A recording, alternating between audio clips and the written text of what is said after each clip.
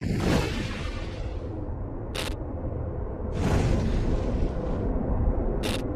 ghost didn't just appear, it followed. Across states, across years.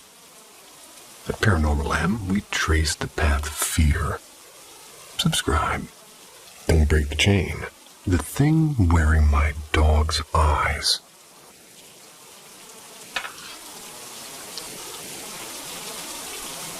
This happened just last night. I don't even know how to explain it, but I can't stop replaying it in my own head. I live in a small town in northern Sweden, right on the edge of the woods. Our house backs up directly into the forest, and growing up I always loved it. I'd spend hours out there in the summer, and even in the winter when it was dark early. I never felt uneasy. But lately, though, something about it has been different. The woods don't feel the same, they feel heavy. Anyway, last night I went outside around 11 to smoke. My dog, Rex, followed me like he always does. Nothing unusual there. He sniffed around a bit while I stood on the back step. When I called him back, though, he didn't come. Normally, he listens right away, but this time he just bolted toward the tree line. I didn't want to go chasing him into the dark, so I just whistled, and that usually works better than yelling his name anyway. The whistle, it echoed in the stillness, made me feel weirdly exposed, like something else might hear it too. But sure enough, a minute later, Rex came tearing back out of the woods. He ran straight past me into the house like he was spooked. Didn't think too much about it until this morning. My dad told me Rex was acting strange, trying to pick a fight with another dog in the trail. He's never been aggressive. Later refusing to get into the lake even though swimming is his favorite thing in the world. Dad said he just stood at the shore and was whining. And then I noticed something else. When I woke up, Rex was lying in front of my bedroom door. He never does that. He usually sleeps in the living room by the radiator. Tonight, that's when it got real bad. I was in bed and I was scrolling my phone and I heard scratching and ruffling at my door. It wasn't loud, more like insistent, like something trying to get in. I assumed it was Rex wanting to sleep in my room, but it set me on edge. A few minutes later, I got up to use the bathroom. The hall light was off, and when I opened the door, Rex was just standing there. He was perfectly still and staring at me. And his eyes, I can't even describe it properly. Normally, his eyes are soft, brown, and warm. But in that moment, they looked wrong. Too wide, too much white showing. Like he wasn't blinking. I froze, just staring back at him. We held eye contact for what felt like forever, and then, so slowly, it gave me chills. He lowered himself into a sitting position, still staring. And something in me snapped. I rushed back to my room and slammed the door shut. My hands were shaking so badly I could barely lock it. Been trying to convince myself it was just me freaking out over nothing. Maybe his eyes just looked strange because of the hallway light. Maybe I was overtired. But the way he sat down, so deliberate, like a person mimicking what a dog should do, it felt off. In the forest. That's the part that bothers me most. I used to love it. And now even thinking about walking into those trees makes my chest feel tight. I don't know if something followed Rex back out of the woods last night, or if I'm just losing it. But I swear, when I looked into his eyes in that hallway, it didn't feel like I was looking at my dog anymore. Has anyone else experienced something like this? Where an animal you know inside and outside suddenly feels not right? Like something else is looking back at you through their eyes. Yeah, kinda.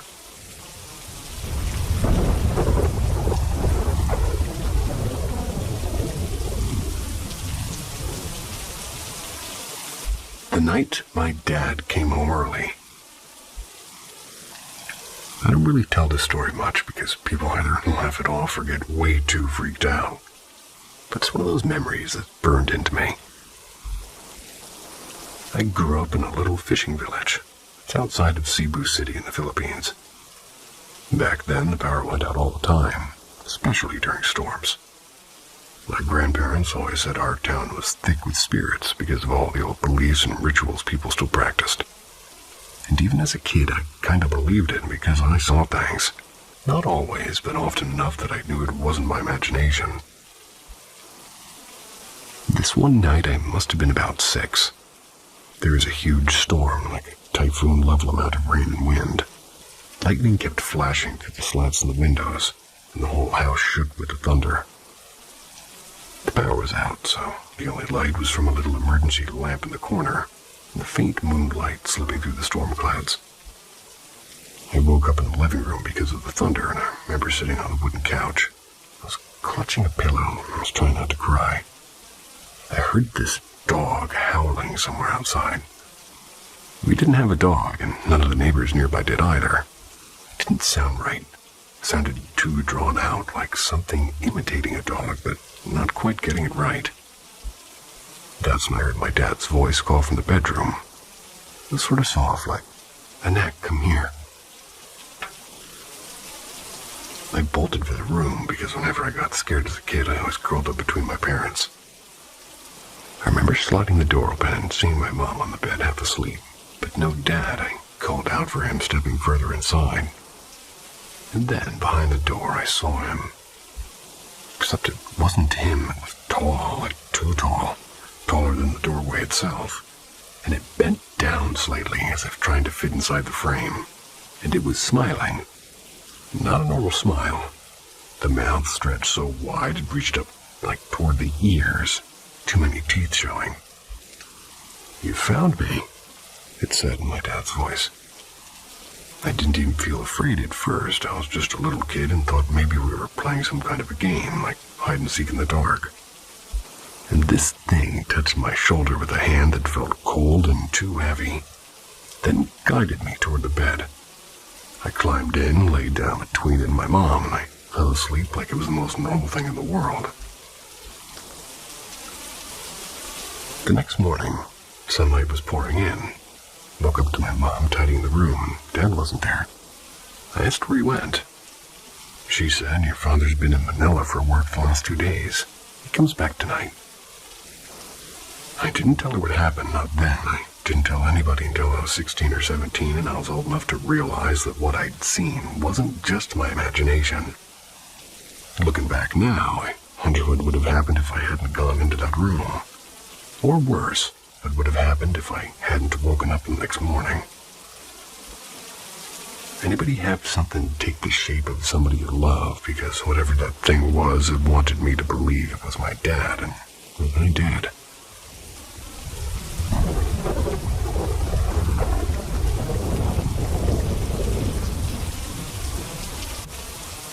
Trapped in the loop.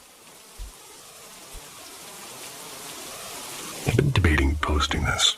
I don't want to sound like I've completely lost it, but reading some of the stuff here made me feel a little bit less alone. For me, it started about 4 years ago when I was living in a crappy rental near the river in Eugene, Oregon. First time it happened, I thought it was just a nightmare, but it turned into this thing that keeps coming back. It was one of those false awakenings, I guess you'd call it. I woke up to my own bed in my exact room. Everything in the right place. The blanket bunched at my feet, the string of LED lights on the wall, the faint hum from the fridge down the hall. Everything was normal. My girlfriend at the time was sleeping beside me. I asked her, "Am I awake?" She said, "Yeah," and I believed her. But then it looped. I woke up again, same setting, same question. "Am I awake?" But this time her tone was off. She looked like her, but her energy was wrong and dark and cold, and she snapped at me. Third time I woke again, same room, same scene. But now she wasn't even pretending to be her anymore. She lunged at me. The face was hers, but it wasn't her. It felt like something was inside her skin. I jolted awake for real and crying with my heart racing. I've had bad dreams before, but this was something else entirely. Happened again a year later. I realized mid-dream that I was dreaming, so I stopped doing what the quote-unquote people around me wanted. Like they were trying to funnel me into this script. Go here, say this, don't wander off. But I ignored it, and that's when they turned on me. I kept looping awake, one fake morning after another fake morning, and each time the characters in the dream got more hostile. The last one was my ex, somebody I hadn't seen in years. They showed up and tried to corner me, and I yelled at him, and "You can't hurt me, this is a dream." And his voice, God, it still makes me shiver. It dropped into this guttural growl. "If you don't want to play the game, then get out." And that's when I snapped awake, gasping.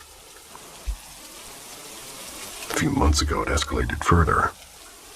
My mom shut up in my room, but she lives 5 hours away in Portland, so I knew it wasn't really her. The energy rolling off of her was evil, not scary like Boo, but this suffocating, malevolent heaviness. I panicked and I prayed out loud in the name of Jesus, protect me and banish this. Then each time I woke up, it reset with different family members showing up, like my brother and my cousins, but none of them were them. My brother even looked at me blankly when I asked if he knew that we were in a dream. I asked if he believed in God, and he turned back and in this horrible, distorted voice said no. The last week has been hell. The loops won't stop. 4 or 5, sometimes more in one night. I'll notice little things are off, like too many necklaces around my neck or my cat sitting on the bed when he's actually staying with my dad across town. I'll hear someone trying to break in through the front door and hear the knob rattle. Footsteps on the porch. Once it was knocking sharp, like real enough that I actually woke up and went to check the door. No one was there. The worst part, I don't know where the dream ends and reality begins. Sometimes I wake up and I'm afraid to even move because I don't trust it's real. I'll sit there staring at the door waiting to see it shift again. I don't know what this is. Sleep paralysis or demons. Just my brain frying itself from stress. All I know is every time it happens, I come into it feeling like I've been toyed with. It's wearing me down. So I'm dealing with repeated false awakening loops, especially the ones where people in the dream seem to be aware of you, like they're mad you're not playing along. That's what scares me the most. These things don't feel like dreams, they feel like something else trying to keep me trapped. I get that in real life a little bit.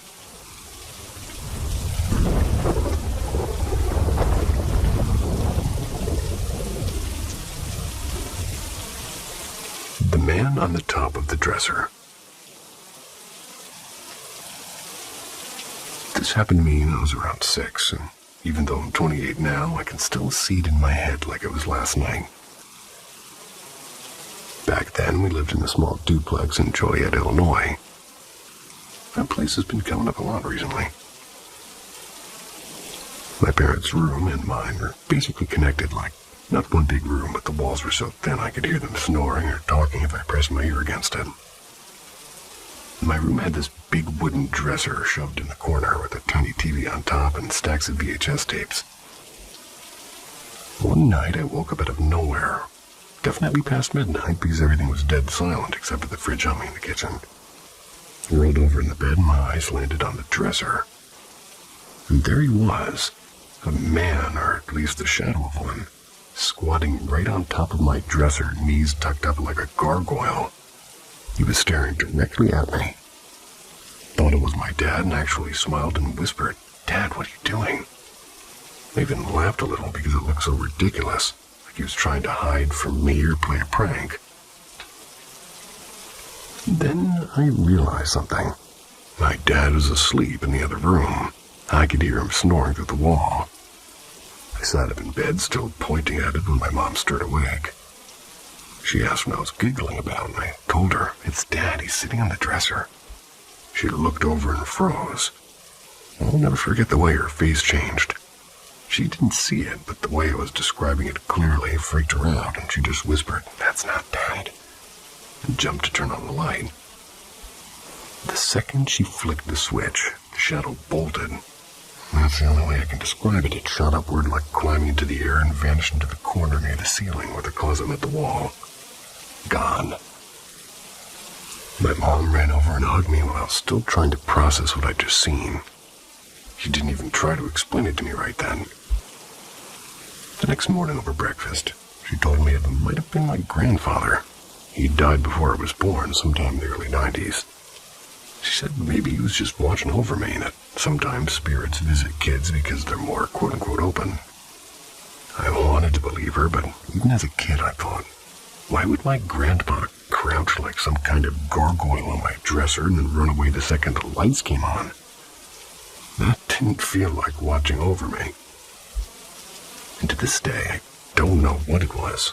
I only know I saw it, and I know the way my mom reacted means she believed something was there too, even if she couldn't see it. And I swear whatever that was, it wasn't my dad, and I'm not convinced it was my grandpa either.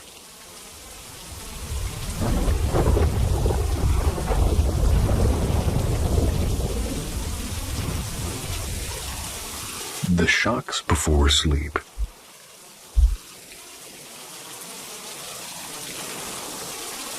This started happening to me maybe 2 years ago. Still freaks me out every time, though. I was living in a rented place in Asheville, North Carolina. It was a small bedroom apartment above this coffee shop on Merriman Avenue. Life was normal, work and gym, scrolling TikTok until I passed out. Nothing dramatic. But one night, while I was nodding off, it hit me for the first time. It felt like a surge of electricity ran straight through my body. Not painful exactly, but sharp, like every nerve lit up at once. My whole body jerked like when you dream of falling. Except it wasn't a dream, I was fully aware. It only lasted a few seconds, but it left me wide awake, and at first I brushed it off, figured maybe it's just stress or my body twitching while falling asleep. But it started happening more. Once a week, then a couple of times a week, and always while I was laying down, usually when I was just on the edge of sleep. The way it happens is so sudden, like something passes through me. It's the only way I can describe it. I don't hear anything, but I feel it, the sharp wave moving through me, and my body reacts without my permission. Arms jerk and legs twitch. Sometimes my teeth even clench. It's not just physical. In those few seconds I feel hyper-aware, like every sound in the room gets louder, every shadow sharper. It's like being yanked from half asleep into this overcharged state. The worst was last winter. Happened 3 times in a row, maybe within 5 minutes. And each time it hit, my whole body jolted harder. And after the last one, I was left tingling like pins and needles, but deeper, almost in my bones. My chest felt heavy too, like somebody was pressing down on it. And I just lay there staring at the ceiling, heart pounding, wondering if I was about to die. And the thing is it never leaves me with anything bad, no lingering pain, no illness, nothing like that. Just the fear and the memory of it. And sometimes, strangely, almost a calmness afterwards, like I've been drained of something. I've tried to figure out what triggers it. It doesn't seem tied to caffeine or stress or lack of sleep. I eat okay and I exercise. I don't take meds. The only thing I noticed was it got worse around the time I started meditating regularly. I don't know if that's connected or if it's just a coincidence. When I told my mom about it, she laughed and said it was just nerves misfiring. But when I told my roommate at the time, he got all serious and said he thought it sounded more like something passing through you, and that stuck with me. Honestly, that's exactly how it feels, like I'm not alone for those few seconds. Anybody experience that? Those sharp, sudden jolts before sleep that feel less like a dream and more like something brushing past you? I'm trying not to spiral, but every time it happens, I get this creepy thought in my head. What if it's not just my body?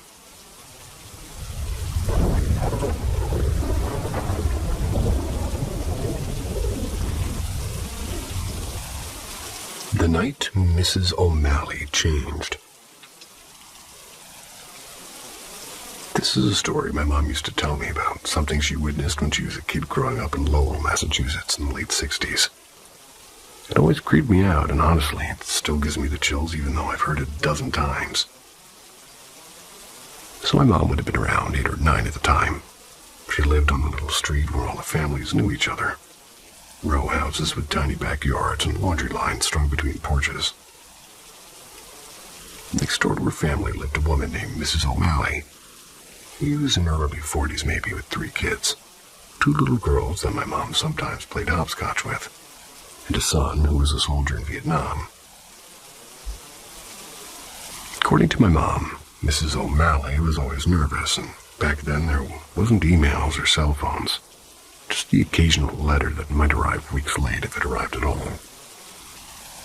Every day she'd check the mailbox like her life depended on it. My mom said she'd seen her pacing the porch sometimes, just chain-smoking, waiting for the mailman. One afternoon, my mom was over at their house.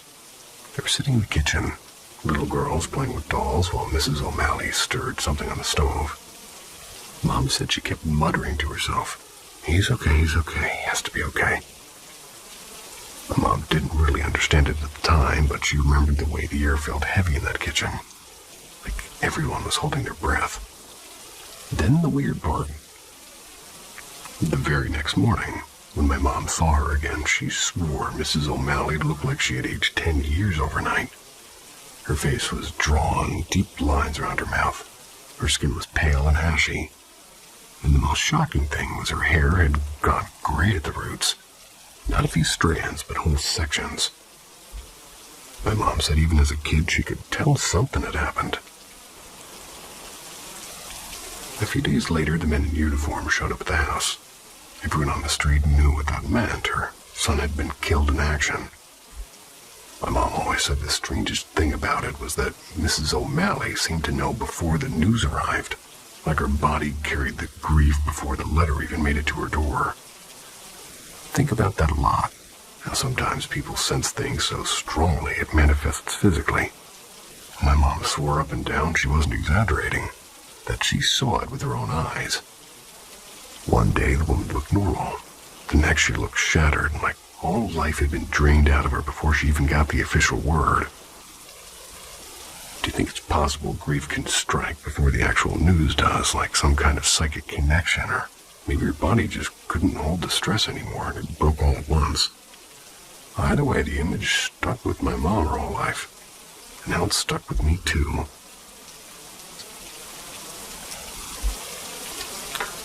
These are written suspiciously, without errors.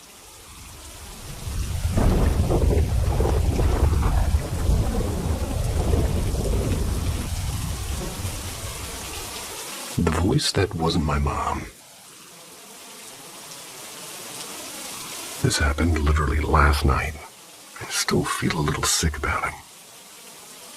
I live in Spokane, Washington, in a small 2-bedroom apartment with my boyfriend.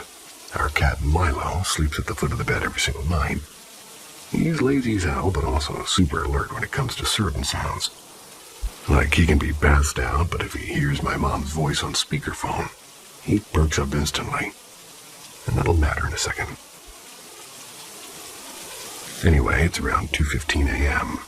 I've been tossing and turning, not fully asleep, but not fully awake either. Like that weird twilight state where you're aware of the room but kind of drifting. I rolled over, pulled the blanket up, and that's when I heard it. Clear as day from the kitchen. My mom's voice calling my name.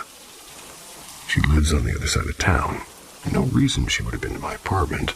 No spare key, nothing. At first, I brushed it off, told myself it was just a dream bleeding into wakefulness. I sat up halfway, looked toward the door, and of course there was nothing. So I shook it off and lay back down. Not even 30 seconds later, I heard it again. Louder this time. Same voice, same tone. My mom calling my name from the kitchen. And that's when my whole body went cold, because I knew I wasn't asleep anymore. My heart was racing, but I kept telling myself, okay, maybe a dream echo or something weird in my brain.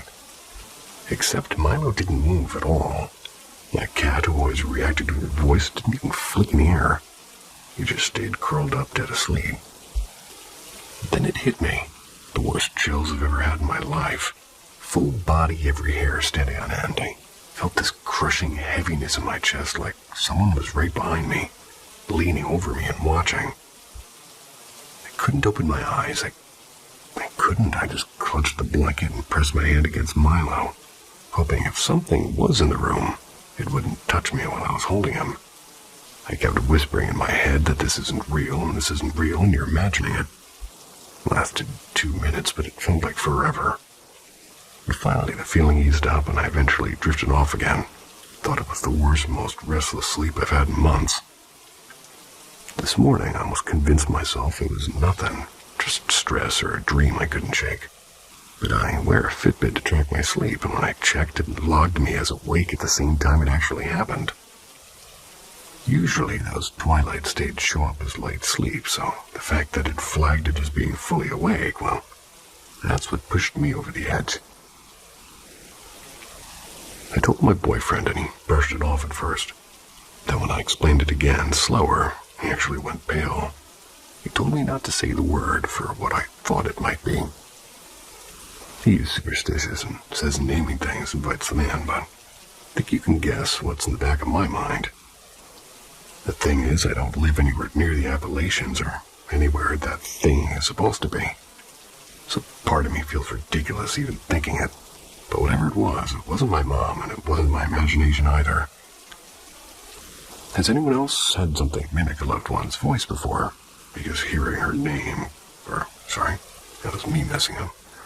Because hearing her call my name like that in a place she couldn't possibly be was honestly one of the most terrifying things I've ever experienced.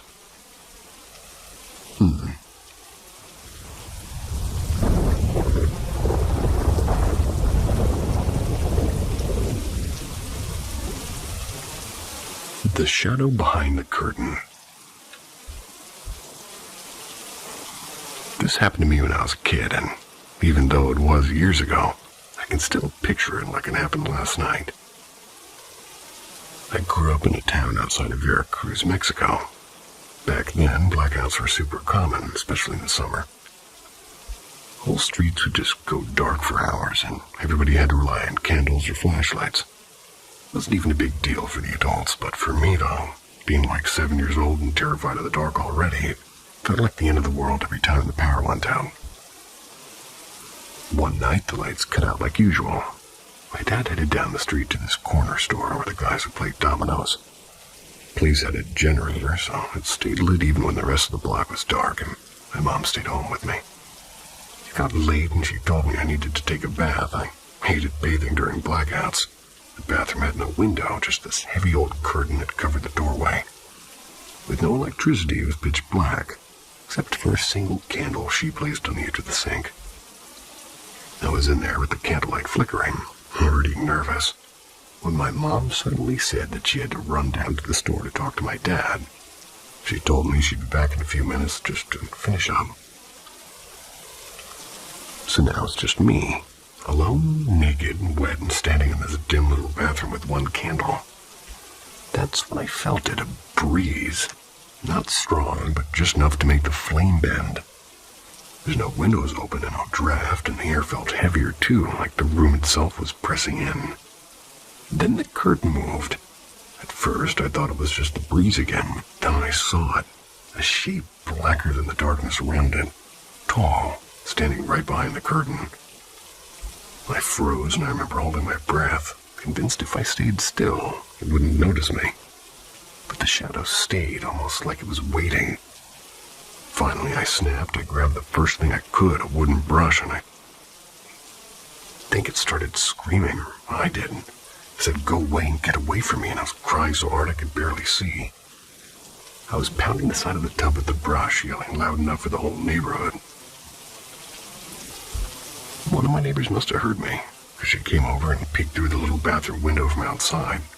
She asked me what was wrong, and between sobs I told her there was something or someone behind the curtain. She told me to stay put and kept talking to me through the window until my mom came rushing back a few minutes later. By the time they pulled the curtain, nothing was there, and I don't know if it was my imagination or fear playing tricks on me or something real, but I swear I know what I saw, or at least what I felt. the curtain wasn't just moving. Something was standing there. And to this day, it's one of the most terrifying moments of my life. And what gets me is that feeling, that presence, like the dark itself was alive and waiting for me to notice it. Has anybody else ever seen something like that during a blackout? Something that feels more solid than just shadows, because even now, if the lights go out unexpectedly, I can't stand near a curtain. It takes me right back to that night.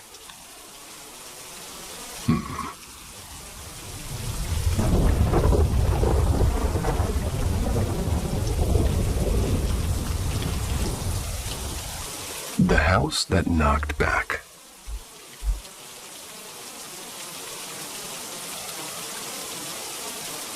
When I was about 14, my family moved into this weird little semi-detached house in Leicester on a road called Hailstone Lane.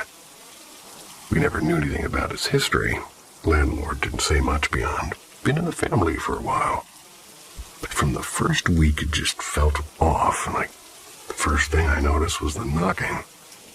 Only happened a few times, but both me and my younger sister heard it on separate nights. Always between 2 and 4 a.m., and always the same. 2 or 3 knocks right in our bedroom windows. We were on the 2nd floor, mind you.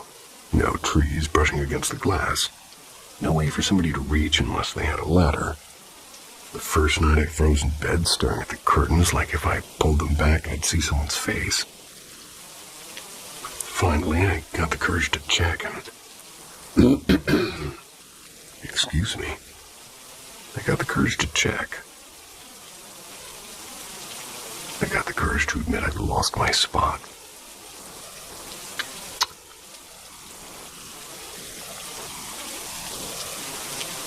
And of course, nothing. Empty driveway, quiet street. And after that, it was scratches. I'd wake up with these thin red marks across my forearms or my ribs, places I don't normally scratch in my sleep. My sister got them too, and Dad brushed it off, saying that we were probably restless sleepers. But it was strange how it all stopped after we eventually moved out.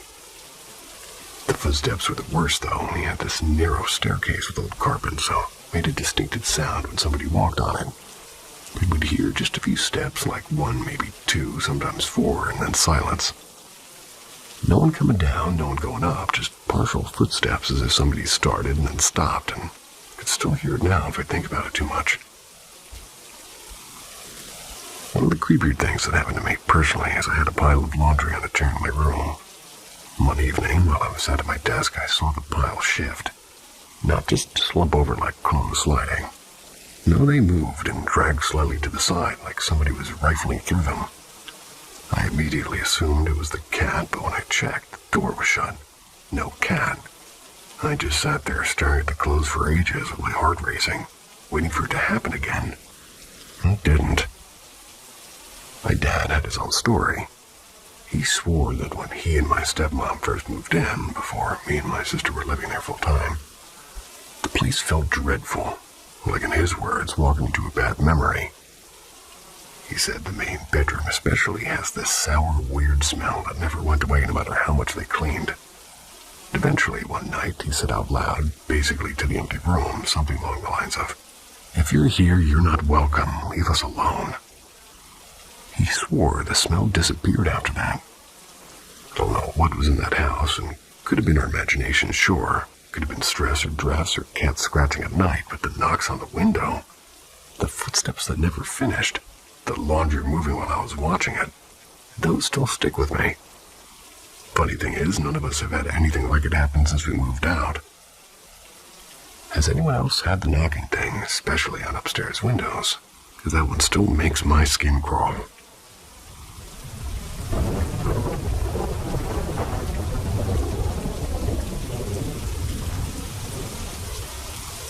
The 12th floor. This was about 2 summers ago. My sister surprised me with a trip to Chicago for her birthday, or for my birthday. She got us tickets to see Hamilton at the CIBC Theater, and I was over the moon about it. Never been to Chicago before, so I was excited to play tours for a couple of days. The night before we left, I got curious and Googled the hotel we were staying at. The Congress Plaza, right off of Michigan Avenue. Anybody who's from Chicago probably already knows where this is going. That place is on every single most haunted hotel in Illinois list. Didn't even have to dig far. One of the first articles I saw mentioned a woman pushing her kids out of a 12th floor window in the 1930s. Then jumping herself. Oh, okay. Anyway, I joked about it to my sister, and she rolled her eyes and said she'd hoped they didn't put us on the 12th floor, but guess where our floor was? Yep, the 12th. The front desk lady even said it was the only floor left with a double room available, so we didn't have much of a choice. My sister groaned, but honestly, I was kind of thrilled. I've always been into paranormal stuff, even if I've never really had a in-your-face experience. We checked in and dragged our suitcase up, and the room itself looked normal enough. A little bit dated, but most old hotels are, and my sister passed out for a nap right away. I just laid in my bed scrolling on my phone, and that's when I first noticed the tapping. It was soft, like somebody tapping a fingernail against the wall every couple of minutes. At first, I thought maybe it was pipes or something mechanical. But it kept happening, not rhythmic, not steady, just every so often, right as I was starting to ignore it. My sister woke up from her nap and heard it too, and we kind of laughed about it. But neither of us could figure out where it was coming from. We left for the show, had an amazing time, came back late. My sister crashed immediately, but I wasn't tired yet. So I laid in bed with the lights off, scrolling TikTok. Then I saw it. I turned my head, and standing over my sister's bed was this tall, dark figure. First, I thought maybe it was the curtain playing tricks on me. But no, the curtains were on the other side of the room, nowhere near her bed. And it was a man. I couldn't make out any features, just this solid, shadowy shape. He didn't move, he didn't lean down, just stood there watching. My stomach dropped, but I didn't say a word. I just turned my back to my phone, pretending not to notice. Every so often, I'd flick my eyes back toward my sister, and still there. Eventually, I must have fallen asleep. The next thing I knew was morning. The figure was gone, and over breakfast, I decided to tell my sister. I expected her to laugh at me. But instead, she said something that made me go cold. She told me she'd woken up during the night because she felt her blankets being tugged like somebody was trying to pull them off of her. At first, she thought it was me messing with her, but when she peeked, I was out cold in my side of the room. She's not a paranormal believer at all, but she admitted it creeped her out. We only stayed one more night, and nothing else major happened. Just more of that random tapping and scratching sounds. But I'll never forget the sight of that dark figure standing perfectly still by her bed. So yeah, if you're planning on staying at the Congress, maybe don't ask for the 12th floor. Anyone else stayed there and had something weird happen? Curious if it's just us, or if that floor really isn't as active as people say it is.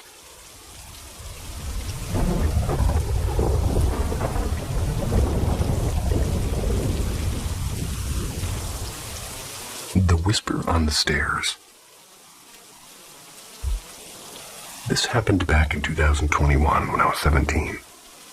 I was at my buddy Tyler's apartment in Dayton, Ohio. That place has popped up a couple times too. He'd just moved into this place near Belmont. Kind of run down, but big enough that he could throw a couple get-togethers without the neighbors caring. That night, there were maybe 6 or 7 of us hanging out, playing music too loud, just talking and eating garbage food. At one point, I realized I'd left my hoodie upstairs in the spare bedroom. And since it was freezing outside, I figured I should grab it before I forgot. Told everyone I was running up real quick, and I asked this girl, Ashley, who was sort of talking to at the time, asked if she wanted to come with me. She laughed, but came anyway. Now, I swear the staircase in that place was way longer than it needed to be. Like you'd think you were at the top, but then it just kept going. When we finally got up there, it opened into this dark hallway with a couple of doors on either side. The bedroom with my hoodie was at the very end. We'd only taken maybe 3 or 4 steps down the hall when it happened. I heard my name. Not my nickname, not, "Hey dude." Not anything casual, like my full name whispered clear as day right into my left ear. And here's the kicker. Ashley was walking on my right. I stopped dead and Ashley grabbed my arm at the exact same time.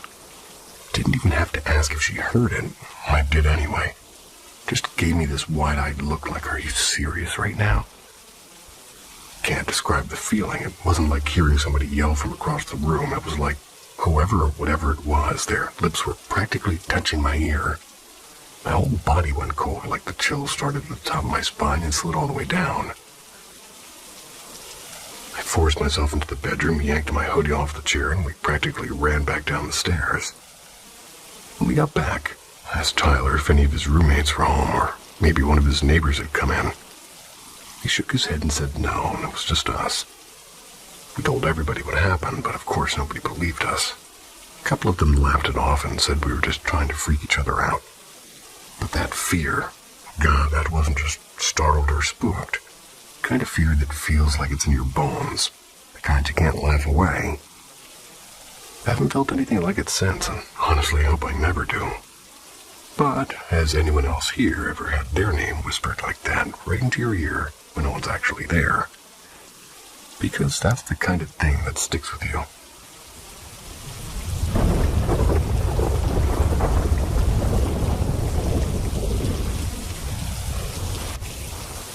The house that won't stay quiet.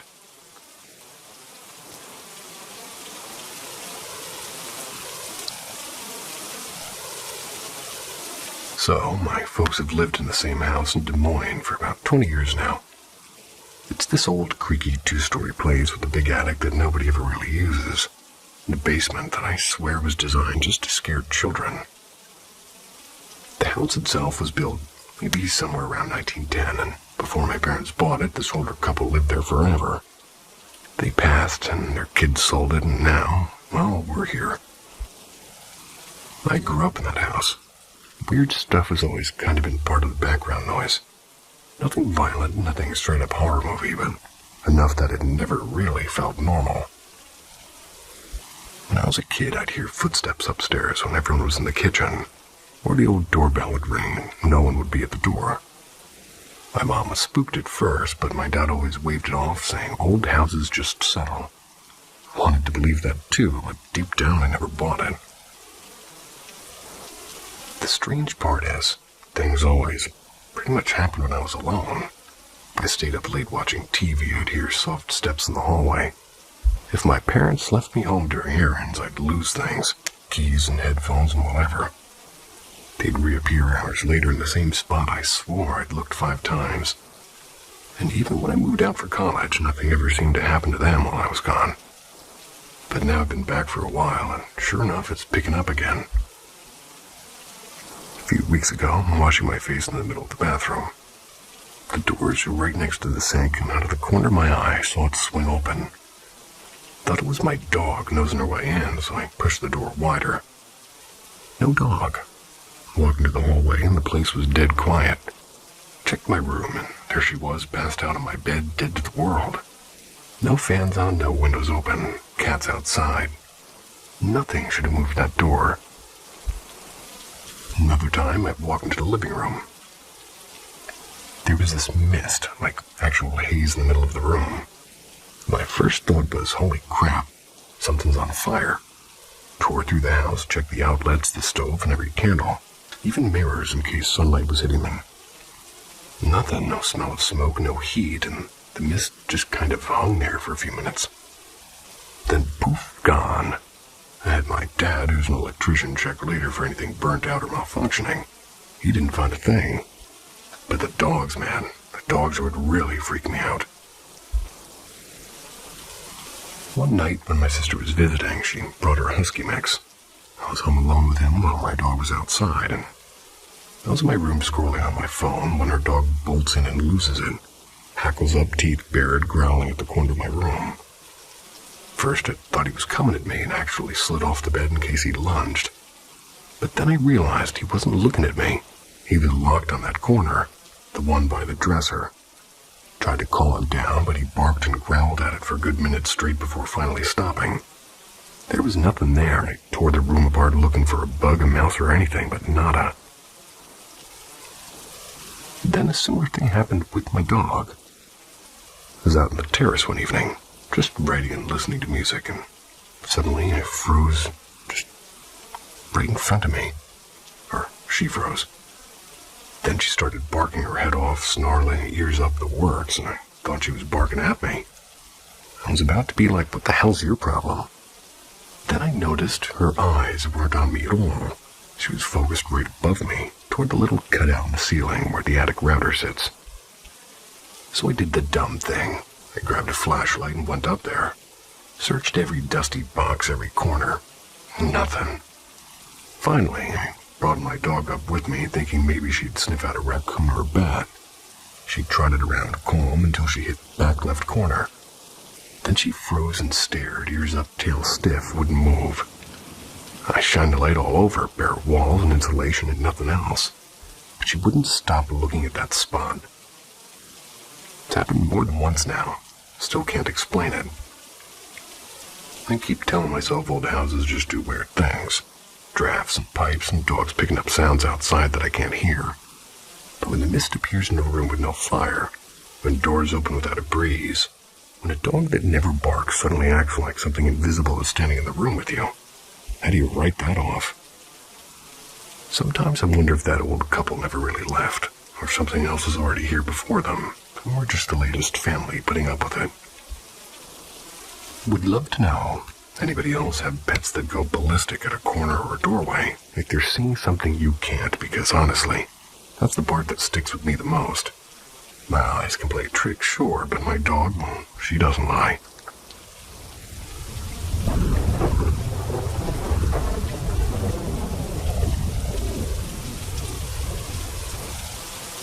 The deck that wouldn't burn.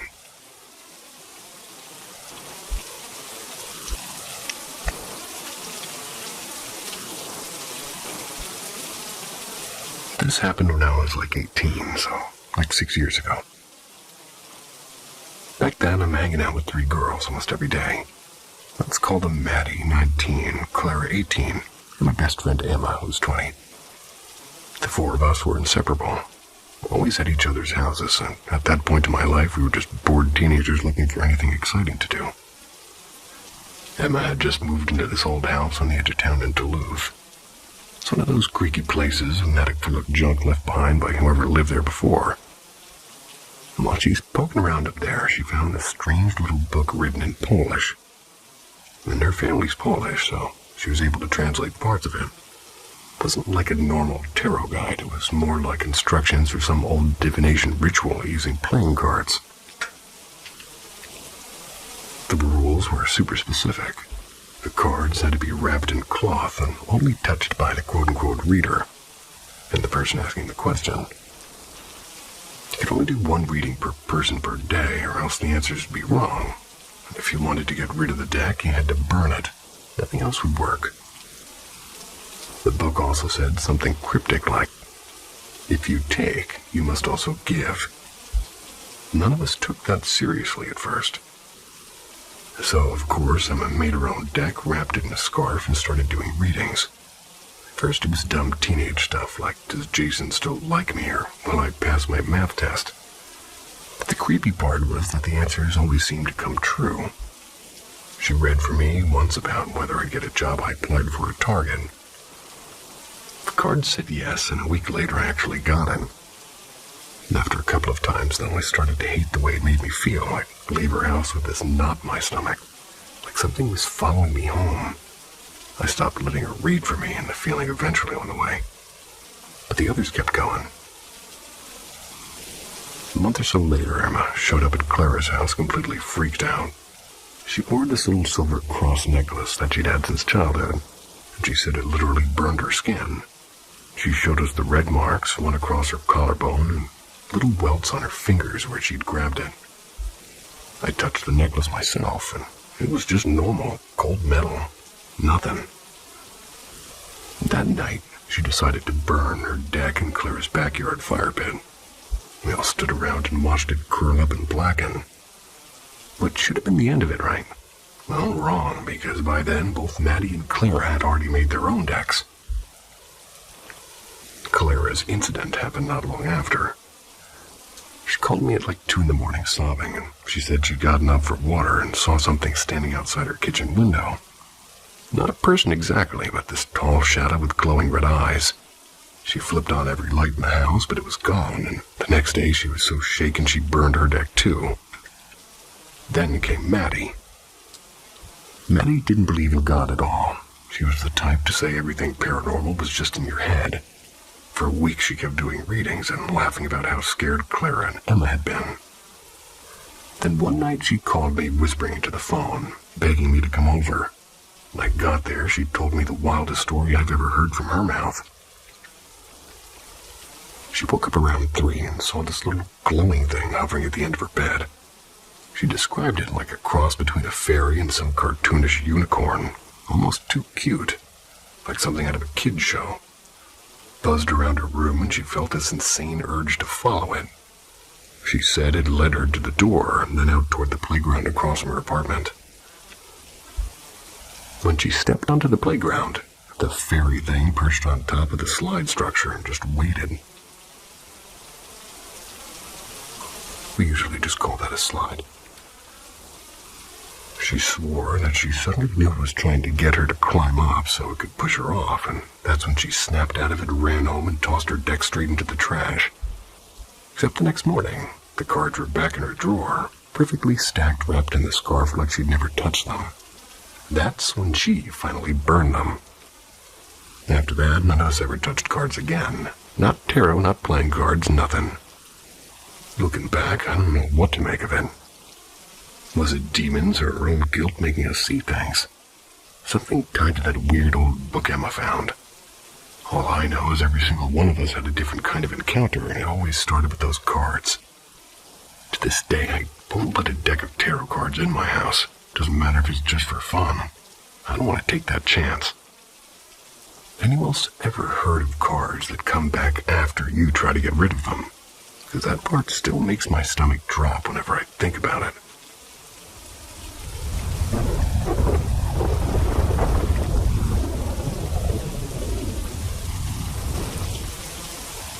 The card that wasn't there.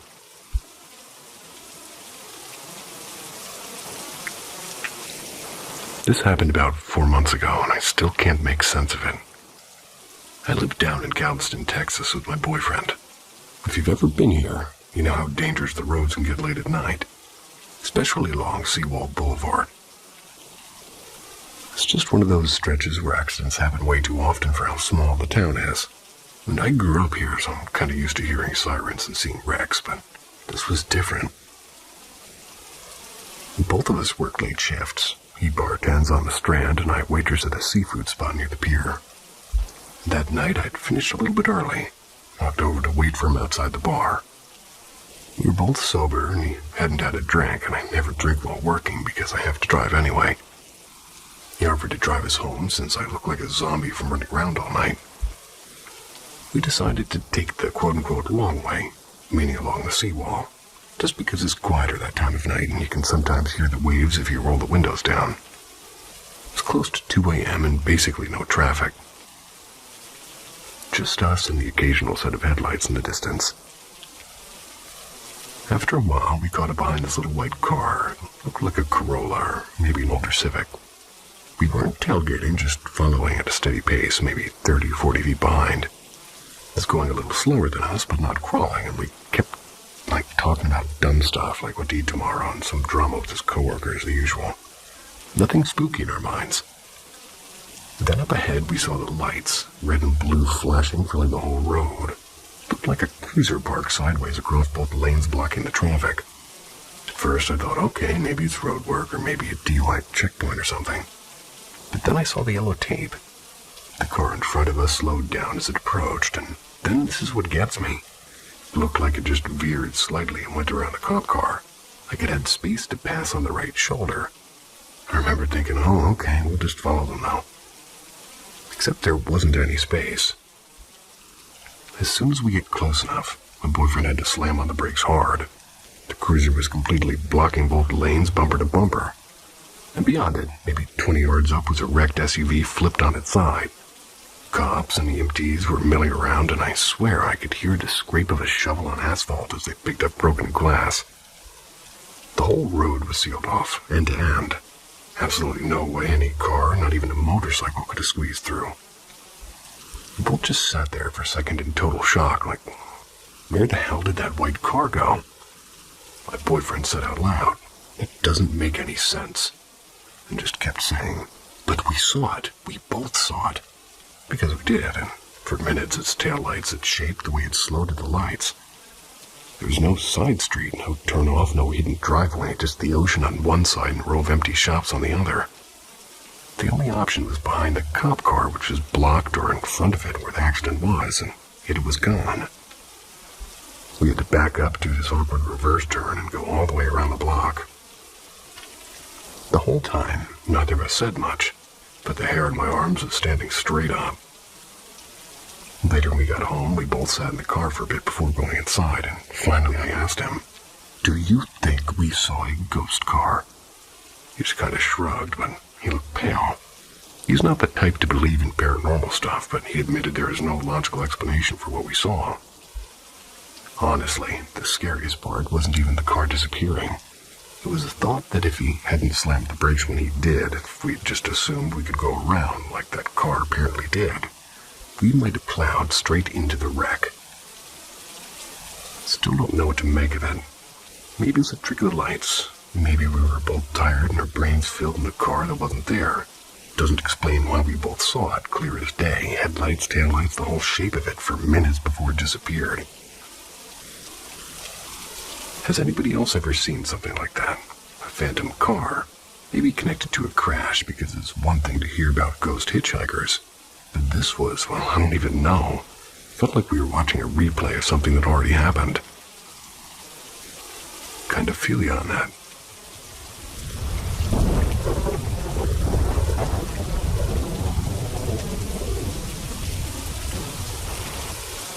The red eye in the hallway. This all started earlier this year, when after we lost our dog Max. He was only 7, and it came out of nowhere. Some kind of tumor that didn't get caught until it was too late. I grew up with him, so it hit me hard, and after we had put him down, I swear things in the house felt different, heavier somehow. At first, I chalked it up to grief, but then things started happening. The first time was just a few days after. It was around 1 in the morning, and I was sitting in the living room half asleep watching some dumb show on Netflix. Our living room opens to the dining room, and beyond that is the sliding door to the backyard. Out of the corner of my eye, I saw something small dart from the edge of the couch to the dining room. A shadow low to the ground, just like Max when he used to sneak around looking for scraps. My heart jumped, and I actually got up saying his name out loud like an idiot, expecting him to come bounding back in. When I stepped into the dining room, there was nothing, no noise, no movement, and it hit me. None of our other dogs were that small, and none of them were inside with me anyway. I wanted to believe it was just my brain filling in the blanks, but deep down I knew it was Max just saying hi. It should have been comforting, but it wasn't, because after that, things started getting darker. The second time it happened, it wasn't Max. It was a weekday morning, 9:30 or so. Just rolled out of bed, and my room's at the end of the hall, and across from me is the closet that we never really use except to cram coats into. I shut my door behind me and looked toward the stairs, and that's when I saw it, or, well, when I blinked I saw it. There was a head peeking out from the edge of the closet door, not tilted or crouched, just vertical, straight up and down like it was standing there staring at me. I had no face, no features at all, just pitch black like a shadow that wasn't attached to anything. And the height threw me off. Wasn't tall enough to be an adult height, maybe 3-4 feet off the ground. I froze, I blinked again, and it was gone. The rest of the day, I felt like my nerves were on fire. Kept checking over my shoulder, certain something was there. You know that awful feeling you get when you know someone's staring at you, even though no one is? Well, that was me all damn day. Then came the third time. I hate typing this out because it's been stuck in my head ever since. This was maybe a month ago, middle of the day. Just me being at home again. I'd already been up for a bit, made breakfast, showered, scrolled on my phone, pretty normal, as like most of these other people. I've left the light on above the basement stairs because it's dark down there and I always worry about tripping over one of the dogs. So I'm coming back through the kitchen toward the basement and I stopped dead in my tracks. At the top of the basement stairs, way up by the threshold, maybe 8 feet off the ground, something's leaning out. The same head as before, only this time it wasn't short, it was impossibly tall, stretched upwards, still perfectly vertical. And this time it had a feature. Right at the center of its face, a single giant human eye. No other facial details, no nose, no mouth, just one huge eye staring straight at me. The iris was red like blood and it locked on me in a split second before it blinked. When I opened my eyes again, it was gone. But the image stuck. Keep seeing it when I close my eyes at night, and sometimes I dream about it. This thing standing around corners, waiting, its single red eye watching me without blinking. And lately I've been getting that same feeling all over again. The one where you're being watched. Not just once or twice, but almost every night, and if I'm sitting alone or walking to the bathroom, I'll stop and feel it. That heat on the back of your neck when something's there. I don't know what it wants, and I don't know if it's connected to Max or if losing him somehow opened a door to something else. All I know is it hasn't shown up again yet. I'm terrified to know what happens if it does. Has anyone else seen something with a single red eye like that? Because I feel like next time, it won't just vanish when I blink.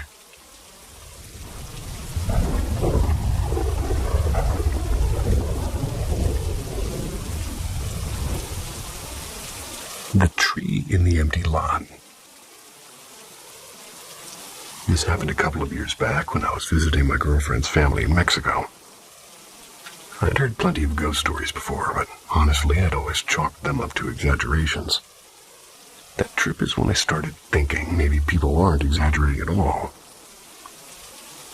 Her family lives in a little town outside of Oaxaca, real quiet where everybody knows everybody. They've got this huge open lot at the edge of the town, nothing in it except for one tree, just one big old tree. Looks out of place with all the space around it. We were walking our dogs one evening just before it got fully dark and the sky was orange. A kind of twilight where shadows started to stretch weird. The dogs were fine until we got near the empty lot. Suddenly, both of them stopped in their tracks. One of them started whining and tugging to go the other way. The other stood there, fur bristled, growling low in its throat, staring at the tree. I laughed and said maybe there was a squirrel or something. My girlfriend didn't laugh. She grabbed my hand hard and said, "Don't look too long, just keep walking." She was pale, like she'd seen something I hadn't. Later, back at her parents' place, I asked what that was all about. She told me flat out, if a dog won't go near it, we don't go near it. Then she told me about the time she'd seen things there. The first was when she was younger, like 16. She was walking home after hanging out with friends, and it was close to midnight. And as she passed that lot, she saw her neighbor's husband just standing under the tree. He was an older man, kind of frail, and looked weird that he was out there alone so late. She called out to him, "Senor Alvarez, are you okay?" And he turned to her and smiled and said, "Yes, my wife is coming with the car. We have somewhere to be." And she said something felt wrong immediately, like ice in her veins. "Why don't you wait with me?" he asked, mentioning for her to come closer, and she panicked and muttered a goodbye and hurried home. When she told her parents what she saw, her father immediately called their neighbor's house. The wife picked up, half asleep, and swore her husband was in bed snoring beside her. He'd never left the house. But the second encounter was worse. It was after her uncle's funeral a few years later, and her tradition everybody wears white to the burial. She'd stayed late at her cousin's place, and around 4 in the morning she started walking home, and she had to pass by the same lot. This time she saw 2 people sitting under the tree, both dressed in white. At first she thought maybe some relatives had stayed out after the funeral, but then one of them called her name and she froze, and it wasn't a voice she recognized. Both figures stood up and started walking toward her. One kept saying her name over and over, and she said the closer they got, the colder the air felt around her. She didn't wait to see who or what they were. She bolted and ran the whole way home, locked the door, prayed until the sun came up. When she finished telling me all this, she leaned closer and said, "I've never seen anything there during the day, only at night. That's why I pulled you away so fast, because the dog saw something when the sun was still up." I still don't know what to think. I grew up rolling my eyes at ghost stories, but I swear on my life I saw those dogs react like something was there in that field. And after hearing her stories, I can't stop picturing that tree just standing there alone like it's waiting. Now, whenever I see a lone tree in an empty lot or field, I feel that same shiver, like there's more to it than just a tree. Anyone else have stories about lone trees? Because I can't shake the feeling that some of them aren't just trees.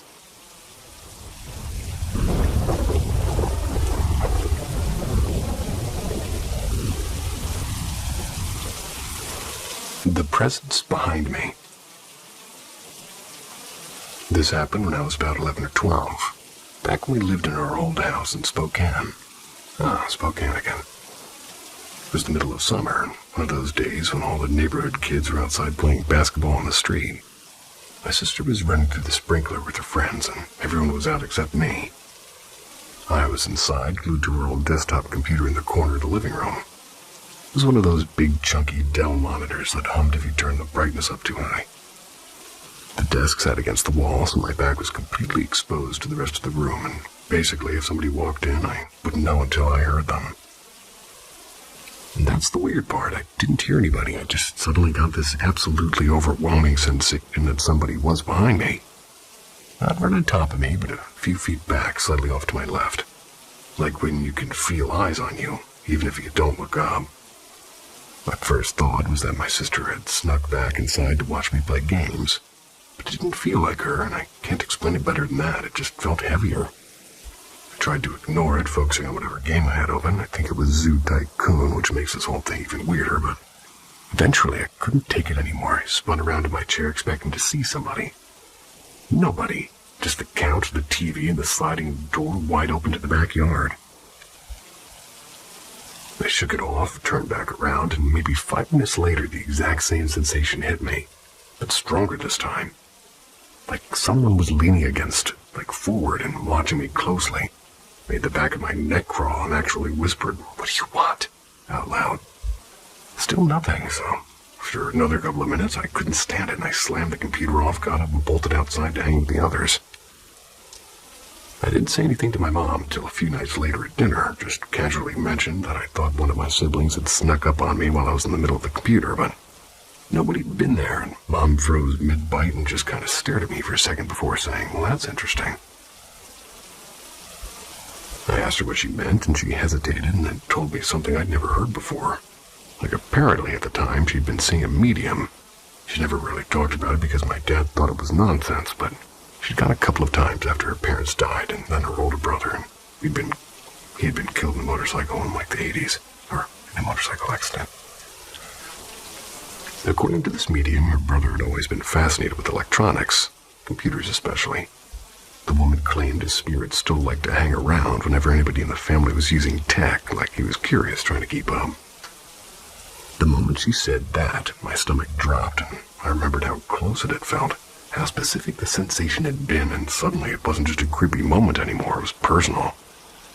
I actually felt guilty because in the middle of it, when I was freaked out, I muttered, "Go away." If it really was him, I basically told my mom's dead brother to leave me alone when he was just watching. Still don't know if I believe in mediums. Maybe my brain tricked me because I'm sitting with my back exposed in a quiet house, but I swear to this day I've never felt that specific sensation again. And what freaks me out more is that my mom had never told me anything about her brother liking technology. That detail came after.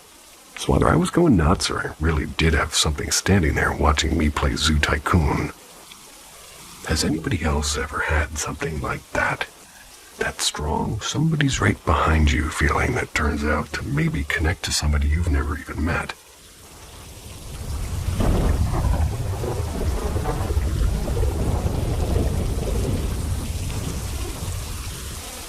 Are you ready to unravel the enigmas that lie hidden in the shadows? Paranormal M is where the puzzle pieces of the supernatural come together. Subscribe now and hit that notification bell to stay connected with our captivating investigations. Did something follow us home? So me, my brother, and my friend decided to go to the cemetery and record, just for fun. We all believe in the paranormal and hope to catch something on camera. We didn't see anything, and all the camera picked up was a strange breath sound. We heard children's voices and rustling in the bushes, and there was no one there, though. Later that night, I woke up at around 2:45 a.m. and went into my hallway. I thought I saw my cat on the ground in front of me. When I walked over, it vanished. It was really dark, so all I could see was a dark shape. Then I noticed a shadow on the ground appear. It looked like shoulders and a head, as if someone was standing behind me. But when I turned around, nobody was there. I went back to my room and noticed the apparition I had mistaken for my cat, floating down the hallway past my bedroom door. I went back to bed scared.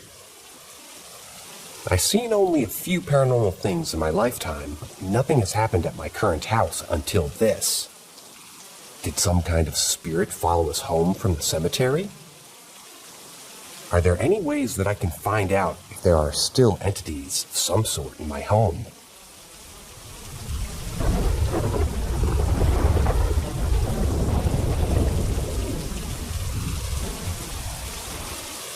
Is this kid seeing a ghost?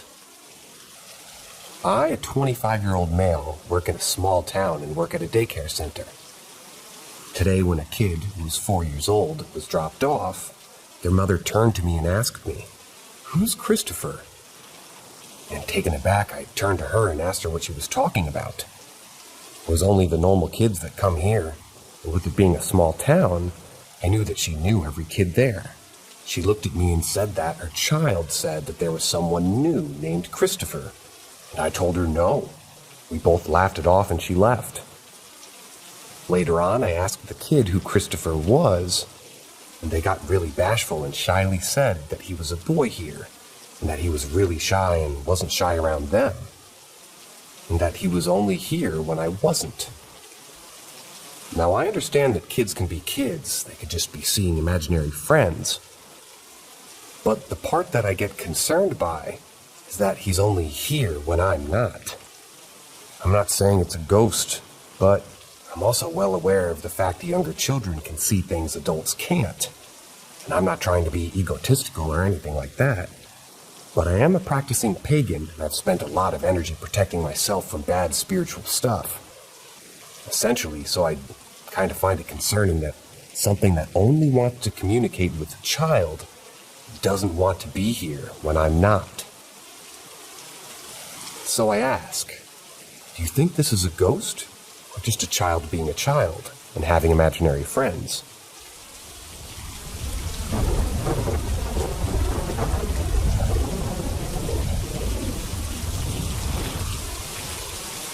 Worst night of my life. I'm 29 now, but this happened to me when I was 13. I was in an old family house that we still have, and I think I was just unlucky to be there and unlucky to wake up when I did. To start with, I need to let you know about this place. This is a house that was built literally room by room in the center of a small village far from anything else. I can tell you that it started being built in the mid-1800s. And back then, when you wanted to make your home bigger, you'd either build it or you just buy a room from the house next to yours and connect it to your house. Easy. This is what my grandfather did over and over and over again, until we were left with this massive house we know today. I've done the math with my grandma, and we think you'd be able to fit about 30 people in there to spend the night. The whole, I want my house to be bigger so I'll buy a room next door idea seems really funny now, but the problem with it is that you can't know what might have happened in the room that you're buying. And no one really thought about that at the time. So this is a big family home, and for as long as I can remember, every Christmas that we go there and have a great time with the entire family. The whole postcard, family picture around the fire and everything. Eventually, since the house is so old, it started decaying. So my grandma decided that work needed to be done there. We started going more and more during the works. This is when my story comes to life. Back then, my other grandfather on the other side of my family wasn't doing too well after my grandmother's death. So we went around with him everywhere on holidays to get his mind off of things. This particular time, my parents decided to take him with us to spend some days at this house. While my living grandmother and my dad supervised the works being done there. Everything seemed completely normal when we got there. Because of the works being done, though, my usual bedroom wasn't available. So I ended up having to sleep with my grandfather in the smallest and creepiest bedroom the house had. I say had because since then it's been turned into a bathroom. But back then it was still a tiny bedroom with no windows. 2 old wooden doors instead of one that would come together, but not actually close. 2 old single beds with old creaking chicken wire for mattress base, and the mattresses that were probably the first invention after the old hay ones. Needless to say, I hated the bedroom. It used to be my grandmother's and great-aunt's bedroom, and then my father's cousins after that. And it still had all their creepy toys and plushies, and an old blue and white painting of my great-grandfather that I swear wouldn't take its eyes off me every time I came by it. That shit would freak me out. And that particular first night, I wasn't very happy with having to sleep in the bedroom. Not only was it super creepy, but it also opened into an old, cold hallway that would echo no matter what furniture was in it because every wall, ceiling, or floor was stone. To make things worse, my great-grandfather was a doctor, the only one around the area. So there was this glass cabinet in one of the corners full of old vials of medical liquids and syringes that he probably used in his days of work.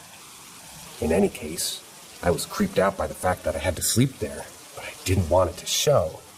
So I just accepted my fate and told myself it was fine. Nighttime came. Me and my grandfather went to bed, and after a bit, I could hear my grandmother and parents going out of the living room, turning off the lights, and going to their usual rooms. On the opposite side of the house. It took me longer than usual to fall asleep because of how much I sort of detested having to be there. But not hours long. And at some point, I could hear my grandfather's heavier breath on the bed next to mine, which meant that he was already out. Eventually, I put on a YouTube video on my phone, put it next to my head just under the pillow, covered myself up to the top of my head, leaving only my nose out so I didn't have to breathe the stale air inside the covers. And that's the last thing I remember before waking up to possibly the worst night of my life. Somewhere in the middle of the night, I suddenly woke up to a nightmare so bad that it felt like it was coming through to my reality. I'm sure a lot of you have experienced the same, but this nightmare, I could see only a gray background, sort of blurred, like I needed glasses but didn't have them on. This blurry gray background was just there, sitting still, when I started hearing this little girl's laugh in the distance. Eventually, I started seeing the faded silhouette of a little girl in a dress. A dark shape showed up blurred in the middle of the gray blurred background. I panicked, took a massive deep breath, and when I woke up from it, I could almost swear that I heard this laugh in the house. What I actually heard, though, wasn't a little girl laughing. My head was still covered. I was still in the same position. So I thought not a long time had gone by. Took some breaths to try to calm myself down and made my phone screen turn on. It was around 2:20 a.m. A heavy boot step echoed in the hallway right in front of the bedroom doors. I stopped breathing, stopped thinking, stopped everything while my brain tried to process what the hell I just heard. Another footstep. I instantly covered my phone's screen to smother the light. I froze underneath the covers, and at that point I considered myself lucky with how thick they were. Another step, and another followed, this time going a bit farther, and farther until I could tell that they were at the end of the corridor. My body was frozen solid. I was so horrified that any breath I took would attract whoever this was, that any attempts to make my breathing more silent just resulted in hiccups of air coming in and out of me. At the time, I was trying to rationalize this and convince myself that this was only my dad walking around at night. But to do what? Another footstep and another one coming closer again. Please be him. Please be him. The footsteps were too heavy to be my grandmother or my mother, so it had to be him. Deep down, though, I knew my dad's footsteps didn't sound like that. Another footstep and another, and they kept coming right up to the doors and then back away. All the way until the end of the corridor. Each step echoing and telling me exactly where whoever this was standing. Every time they went away, my body would relax and hope and pray for them to just go out the door. Every time they turned around and started coming closer again, my body would tense up until frozen solid, to the point that I would sweat and ache at the same time, and yet be kept completely unable to relax or even move. The steps went away once more. In my thoughts, I was almost praying for them to go, and closer again. By now, my muscles felt like I had just finished a full-body workout that lasted for hours, and I was still completely unable to relax and let go of this complete and unrelenting panic. This time, though, the fear multiplied by 10. I could feel my eyes widening because of the suddenly and slowly I was hearing the bedroom door creak and whine open. I was almost crying, muffling my breath, when the footsteps slowly and heavily made their way between my bed and my grandfather's. How was he not awake from this? My panic was making me rage at my grandfather for not waking up and scaring this person away. I could feel their presence just standing there between us, deciding what to do next. And then slowly the footsteps turned around, walked outside the bedroom, into the hallway, and all the way to the end of it again. I was completely exhausted by now. It had to have been like 1 hour since I woke up because of this. I clicked my phone screen on. 2:25. I remember thinking that I had to be seeing it wrong, or maybe the time was wrong on my phone. Wishful thinking. The footsteps came back, going slowly up and down the hallway. By now, every single muscle of my body was hurting, exhausted, and at the end of what they could take. And I couldn't believe it was still 4 hours at least until the first sign of light outside could scare this person or thing away. Footsteps up and down the corridor, slowly torturing my heart, making it pound harder when it came closer, and a little less hard when it went away, like it was pulling my heartstrings and I had no say in it. Eventually, from the extreme exhaustion the panic was causing me, I've drifted off to sleep. I have no idea if this was a self-preservation response from my body to allow me to rest a little bit, but when I woke up again, nothing had changed. Slow, heavy footsteps were going up and down the corridor, coming closer. Too close. It was too close to the bedroom doors, and then moving away again. One of the times they moved away, I clicked at my phone in panic, hoping it was almost daytime. 2:40. It was almost like I had fainted for a bit, and was just back awake as soon as my body could bear it again. The footsteps turned around at the end of the corridor, then back to me. Closer, closer, closer. Bedroom doors creak, and the footsteps are back inside the bedroom, and this heavy presence is back, standing between me and my grandfather. I couldn't even sob. I could take in air, which I would otherwise have done uncontrollably. I'm not kidding when I tell you that this went on for hours. To me, it felt more like it had been days without a ray of sunshine coming through the bedroom doors that kept being left ajar.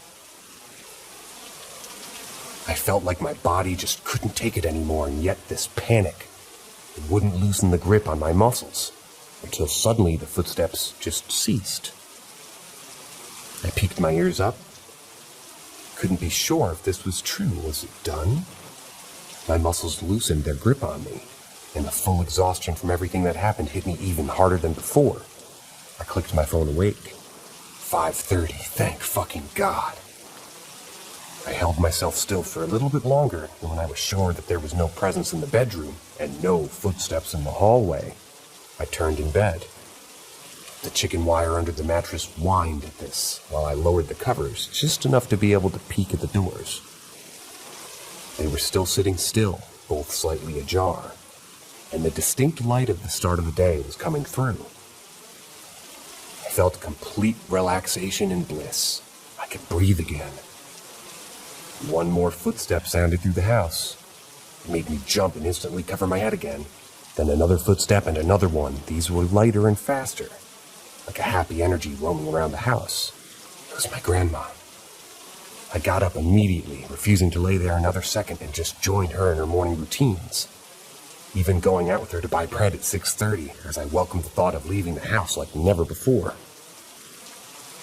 I never told her what happened, though she did ask why I was up so early.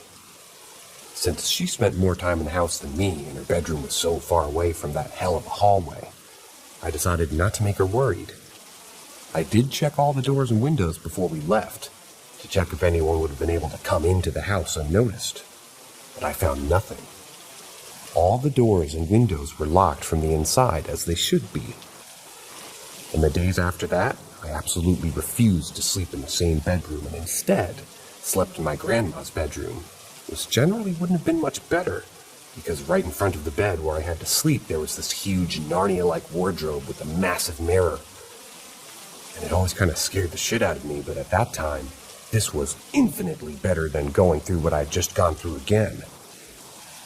This bedroom isn't there anymore, and during the works it was eventually turned into a bathroom, which I'm actually glad was done. There's 10 other bathrooms in the house, so I never have to stick around that one for too long ever again.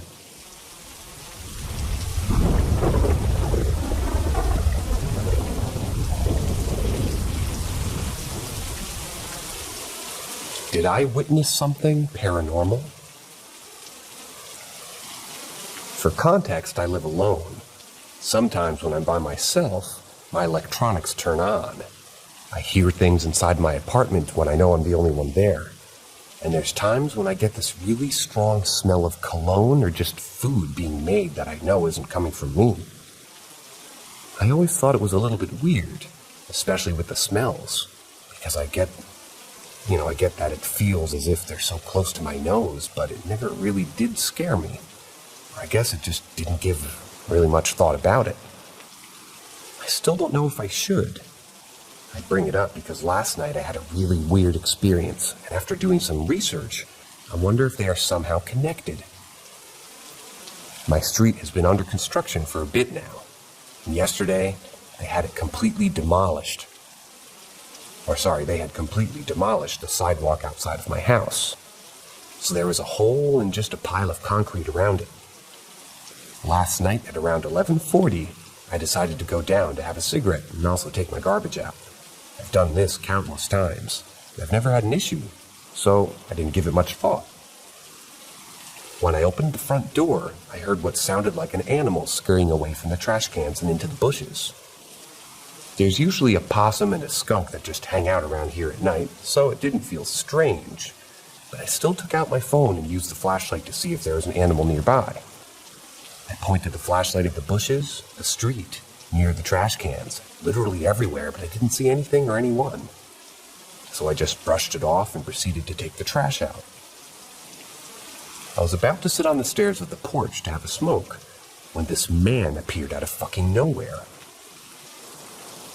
He was just standing in front of the construction, facing my way, and not moving. He was a bigger man, tall and broad, so it was scary that I hadn't even heard him. I looked at him, and for a moment we just stood there looking at each other. I didn't recognize him, so I knew that he didn't live in my house. The house is separated into 5 apartments, and I'm familiar with the people that live inside. So it made me so uncomfortable when he started to slowly walk my way. While he was walking, he didn't say a word or even make a sound. His expression was flat, and as a young woman, I didn't want to stick around to find out what he wanted, so I just booked it back to my apartment. This interaction spooked me so bad that I slept with a knife by my bed. I've talked to a couple of people about it, and they all thought it was creepy, but it was my friend that suggested that it could have been an apparition, but I don't know. What do you think? A really creepy man, or is it something else? I really don't know how to feel about it or even sort of make of it. I just know it was really strange.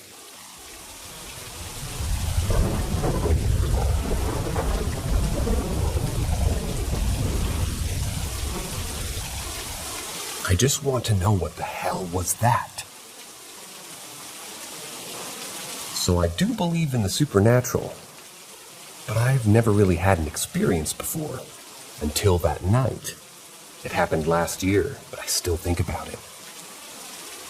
One night I was sleeping, then I woke up by the sound of a really loud, heavy breathing. I stand up and started searching where it was coming from. Looked to my younger brother who was sleeping in his bed. Looked to my sleeping cockatiel in the cage, only to realize that the noise was actually coming from my window. I couldn't visualize what was behind it because my window is not see-through, only if I open it. The moment I stepped close to the window, the breathing sound stopped, and I heard the sound of something heavy going down in the sink. There's a sink on the other side of the window from the laundry area of the house. Like the creature who was there, leaved. I was really scared, but managed to come back to sleep. I was for sure not hallucinating, 100% awake. And that was not an animal, neither a human, since the laundry area is protected by grids and locks. The only animal that can enter there are cats. They're not capable of doing such a loud sound. One thing that I want to point out is that I'm not a religious person, but I always keep a chaplet hanging in the head of my bed, just for protection. And that night, it wasn't there.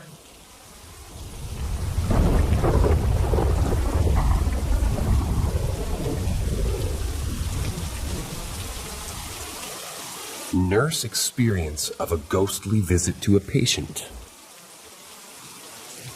I've been a nurse for many years, and so I have a few stories of strange ghostly occurrences, but I thought I would share my favorite one with you.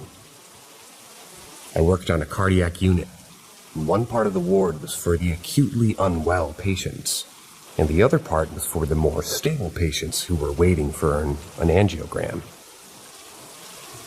I had a nice lady patient in her late 60s, a fit and active lady who's had a few episodes of mild chest pain, and so was booked in for a routine angiogram. The waiting list got delayed due to emergencies, and she had to stay in for longer than usual, about 3 days, despite her being perfectly well. Each morning on my drug round, she would tell me that her husband, who had been dead for about 10 years, was standing at the foot of her bed overnight. She was disturbed about this and said she didn't want to die yet, so why was he there? An angiogram is a very safe and routine procedure, so each morning I reassured her that millions of people have this procedure every day with no problems at all. On the last morning, she was in tears saying, "My husband was there again, why was he there?" Anyway, I'm sure you can guess. She came back onto the unit fine, then went into cardiac arrest very dramatically. You couldn't bring her back.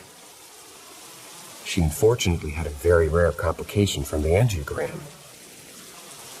I find comfort in that it seems like there's good evidence in an afterlife, but I also felt terrible that I had to reassure her that it was safe, and when she wasn't ready to die. Was her husband waiting for her, trying to warn her?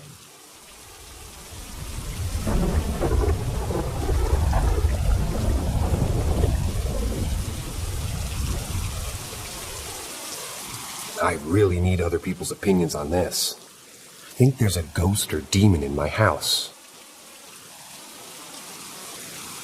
Here's a little backstory on what happened in this house before I get into the scary part. We're the first owners of this new house. In a previous farm town in Idaho, ever since we've been here, we've had weird paranormal things happen. Every night at 3 a.m., and I stay up late, I hear someone walk up and down the hallway, and the noise stops at my door. I think, oh, it's just a ghost messing with me, no big deal. A week ago at 3 a.m., I hear someone walking and ruffling through the items I have upstairs, like angrily searching for something. And all my things are in different places when I go out there. Then a few nights ago, I was on FaceTime, and right at 3 a.m., my iPad flies off the table and hits the ground. Of course, I get scared, but I just knew it was the ghost and continue on with my night. Now here's the really scary part that I cannot wrap my head around. I was napping for an hour and at 10 p.m. I started dreaming, but it wasn't a regular dream. I was outside my body and looking at myself laying on the bed. When I dream, I never know I'm dreaming, but I was fully aware of everything. I still had my memories and thoughts. I could hear my parents downstairs watching TV and my sugar gliders making noise in the other room. I then looked to the other side of my bed and see a huge dark shadow watching my body sleep. So I freaked out and tried to climb back into my body and try to wake up. But every time I tried, the shadow would rip me out and throw me away from it. So after trying a few more times, I walked downstairs to my parents and tried to get their attention. But every time I would try and touch them, my hand would go through them like a ghost. So I panicked even more. I ran upstairs back to my body and tried again and again and again, and I was thrown out. So I grabbed my cross necklace that I was wearing and prayed to God to please help me get out of here, and I shooed awake. Now here's the weird part that I can't explain, and it makes me think that it wasn't a dream. While I was sleeping, my parents took their nightly showers and changed into new clothes. And when I was dreaming, I saw the new clothes that they were wearing, and when I woke up and saw them, they were wearing the exact same thing. How would I know what they changed into if I didn't see it before I slept? Then, when I told my parents my dream, they said the dog started going crazy and growling randomly when he was dead asleep. Around the same time that I was down there in my dream trying to get their attention, like he saw me. My mind immediately went to the movie Insidious, where the kid couldn't get back into his body. And now I'm too scared to sleep in my own house.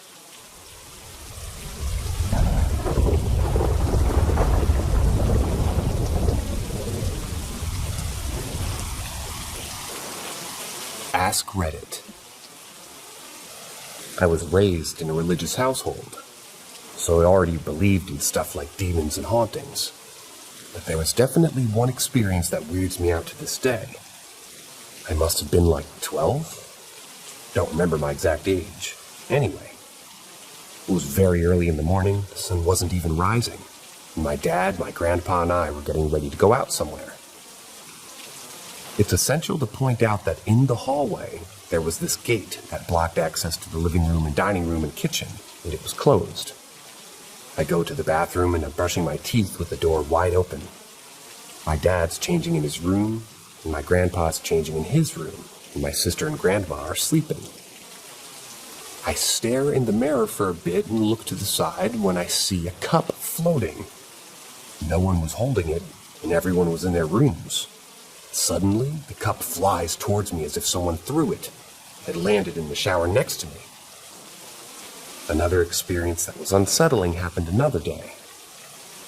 Me and my sister were watching TV. My dad was doing something that I can't really remember. And my grandma and grandpa were reading their Bible study lessons in the dining room table. A bright flash of light went off in the middle of the room, but there was nothing that could have caused it. There were no cameras. It was pretty late, and no one was outside. We kneeled.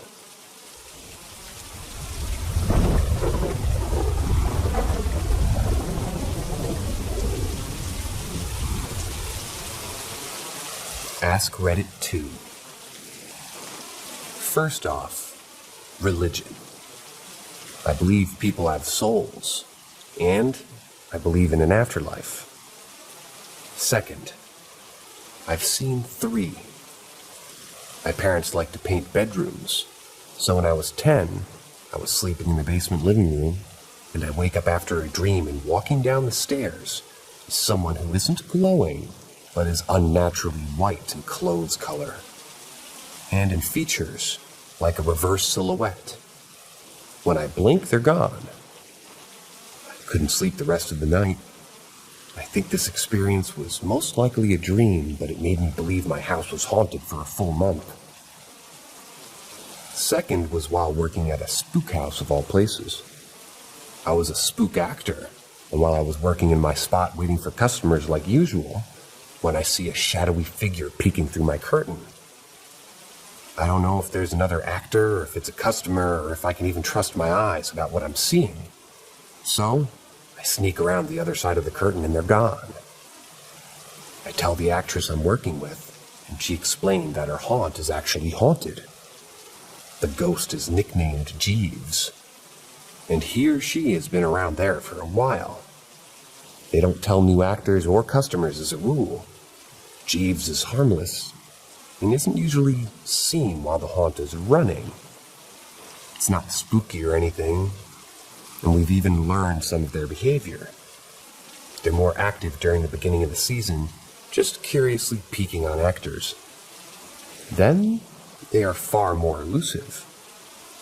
I've seen them whenever I enter the haunt early, and then they run away and go through the walls, disappearing or ducking behind props. As far as we can tell, Jeeves is shy and doesn't want to be discovered. Some actors told me that Jeeves has given them nightmares or visited them in nightmares when they've told about him to customers. I didn't believe them until I did it, and then I had a nightmare about the haunt and understood that it was a warning. So I stopped doing that, and I tell people about how Jeeves doesn't want to be bothered or discovered. It's still not spooky to me, and I hope people are praying for them.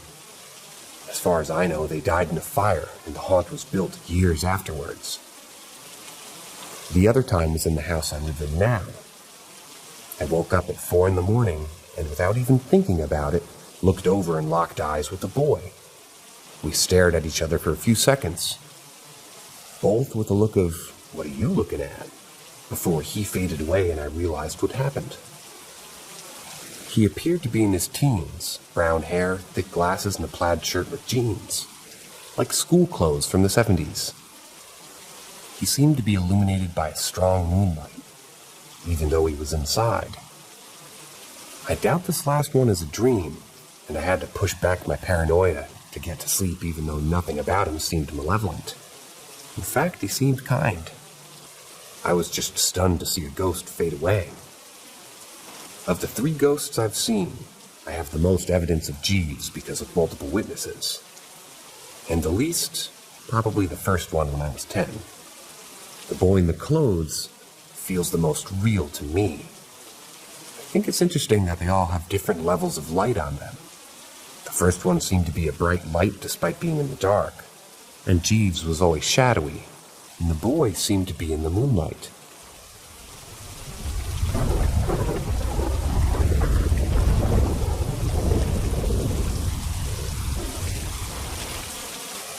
My deceased friend visits me. I'm a firm believer that there is much more that we don't understand, something beyond our senses. I was always sensitive to the paranormal, and I believe in ghosts, or what I'd like to call visitors. My best friend Jack passed away at 26. He was truly a loving and creative soul. There's nobody like him. He was originally my brother's best friend in high school, but we were closer the year before he passed on, up until the very last day. He drove drunk, flipped his car, and ran from the cops on the coldest day of the year. This was a death sentence. Irresponsible, but he was trying to get away from his brother, I believe. I was supposed to sort of see him that night. About a week after his funeral, I had my first dream of him. Most of the time he was watching my dream from the side. Right before I woke up, I was holding his face and asked, "Why?" He said, "Well, I didn't mean to," in his goofy and dumb voice, and shrugged me off like he usually would. I felt him that night, and I'm 1000% sure of it. At this time, my brother, his friends, and I were playing this new game called Valheim. It's a game that he would have loved, and we played it in his honor and tried to grieve him. 3 days after the original dream, I had a dream that I was texting him. Usually you can't see text in dreams, which was extremely odd. He called me, I answered. I told him about this game and how he would have loved it. He was so interested. I got all sad and asked him what death was like. He said, well, it was definitely cold, in a sarcastic voice. My final dream of him was definitely a sketchy one. I was sitting in my car in the driveway where I'm usually the most zen. I looked over and saw Jason. He smiled and didn't say a word. I was rambling on about how I missed him, thought he was gone. I started to wake up and got flashes of my life. I saw my last moments. I crashed on a dangerous bend on a main road near me. He was warning me. I woke up thinking I was dead. I scrolled through Facebook to calm myself down and saw an eerie post. Deceased visitors will visit you in your dreams, choosing places where you're most peaceful. What the fuck? Jack saved my life when he isn't even alive. My brother finally went to his grave after a year of his passing, and he said out loud, "I wish I could hear your dumb jokes one more time." He got a call from a telemarketer. His name was Jack.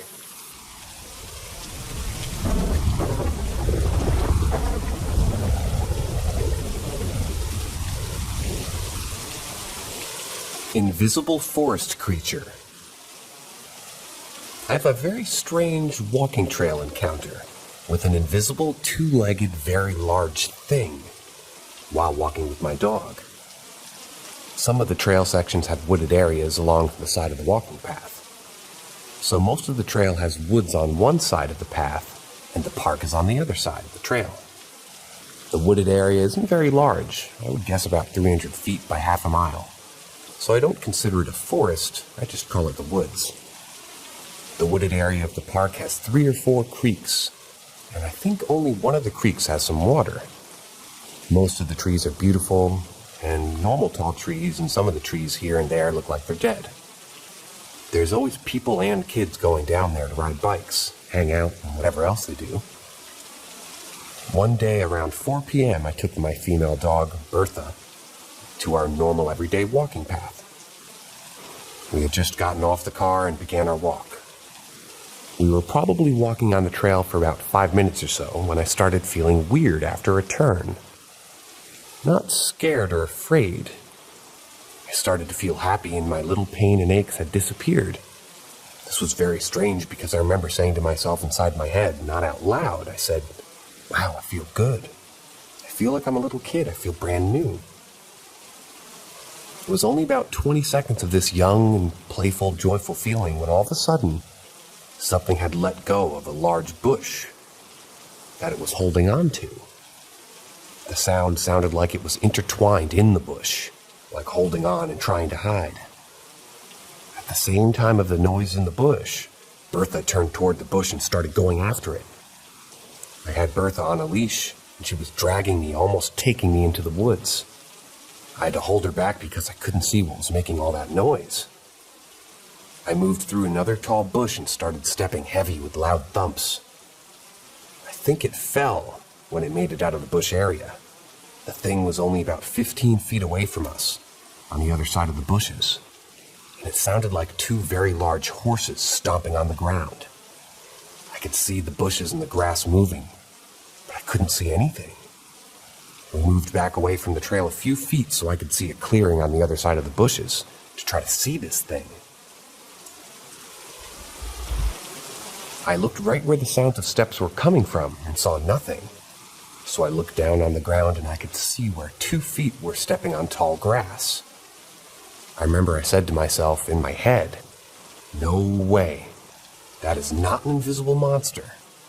After I said that, I heard something I will never forget. The thing started making a loud T-Rex stomp, and then I said out loud, "That sounds like a T-Rex from the movies." I recall I could feel the stomps on the ground too. Bertha and I were just looking into the woods at this sound. I can feel my eardrums shaking bad, and in both eardrums, they felt like busted speakers. In my head, I said, "It's trying to blow my eardrums." The T-Rex stomps lasted for 10 to 15 seconds. Then the sound stopped, and it just turned off like a light switch. I have no idea if it jumped in or if something just vanished. It's strange because after all that, I still felt happy, no worry or fear at all, just very curious. I really wanted to see it. On the way home, I remember thinking, Any other day, I would have been afraid and ran away from it. But I heard this thing 3 or 4 times in the following days, in another section of the woods. I could hear something heavy walking on leaves, just inside the tree line about 30 feet away in the woods alongside me and Bertha. I would hear it, and I would stop without turning to it. And it would take a step or two, and then it would stop. I turned around a few times to see, but there was nothing because it wasn't moving. I did this a few times to make sure, and I would tell myself in my head, if a person stays on trail, they have no permission to take you. I think one time, and I heard his steps in the woods next to me. I said to myself in my head, I think it wants me to make a mistake and go into the woods towards it. After I said that, I never heard it again. I'm sure that it can hear what I'm thinking. Just a few weeks ago, I had seen something very strange related to this thing. Bertha and I were walking in the same part of the trail, only about 100 feet away from the first encounter where the bushes were. I stopped to look into the woods at this view into the woods. I was standing still looking past the trees. How the area was covered, maybe in a few inches of light green grass. I was looking kind of downhill, how the woods would go in and around the creek down there. I said to myself, it looks beautiful. The trees, the color of the greens, and the sunlight and the shadow. It looks just like a postcard. Perfect. About 2 or 3 seconds after I thought that, while I was just looking down at this area of woods, I saw a big human-shaped blur move between 2 trees about 80 feet away from me. I saw it for a split second, and it was big, maybe 10 feet tall. Big head, big wide muscled shoulders, and I remember his big left leg. I remember his left knee and big muscle above it, the laterals. I would see the thick shiny hair on the leg. Yeah, this thing looked exactly like the predator from the movie when he's cloaked. It was very weird how my brain was able to capture this image. My memory surprised me. His shoulders, his head, and the side of his back were reflecting the woods between him and me. It looked like a male, not a female. I was surprised just like him. In my opinion, I think he took off running because he thought I was sensing that he was in the area, but I had no idea that he was there. I think he knows Bertha. Can't pick on him if he hides a little farther away from the trail. I'm very cautious when we go walking near the woods now. I also tell people where I'm going, and I carry a few extra things hidden on me. I have no idea why this thing got so close to me or what its intentions were. And I also don't know why it ran away from me those times. Was there something or someone behind me that startled it? These occurrences were a very incredible time in my life. Changed me in a good way. I often think, I don't know, but maybe that's why dogs are on the planet. To help us pick up on these invisible things when they get too close. Always be happy and do the things you love doing in your life. Have no worries, and certainly no fear. Hope my story helps people to be alert and careful out there in this world.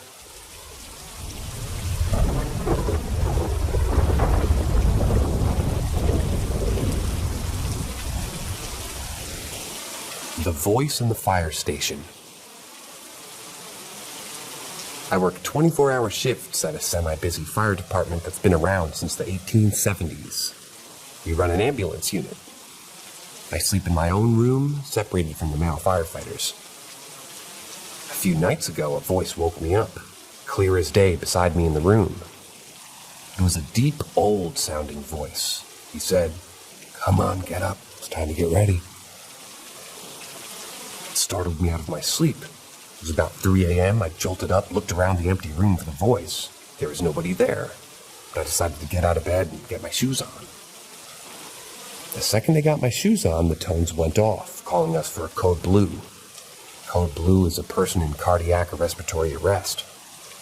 The man had a heart attack and died.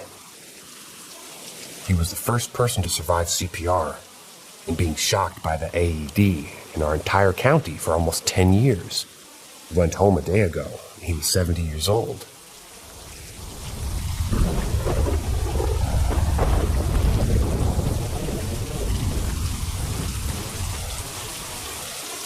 face in the ambulance rear view window. I, a 24-year-old female, work for a semi-busy fire department. We just ran a late-night lift assist and returned to station at about 1 a.m. During my report, I realized our vitals haven't uploaded from our Zoll device. It's a blood pressure cuff and an SOP2 monitor. So I walked out to the ambulance, hopped into the back, and started troubleshooting why the vitals weren't sent. I decided to just print them off. As I was getting ready to go back into the station, I, for no reason at all, glanced to the front seat area. There's a small window that glimpses into the front of the ambulance truck, and a rear-view mirror for the driver to see what's going on in the back. There was a face in the rear-view mirror, a bald man, with this horrible scowl on his face. I instantly felt a shot of terror go down me. I tried to talk myself out of it. I was trying to figure out what I was seeing, but the longer I stared, the more I realized it was clearly a man's face. All I could see was his forehead, no visible hair on the sides, and it seemed like he was bald.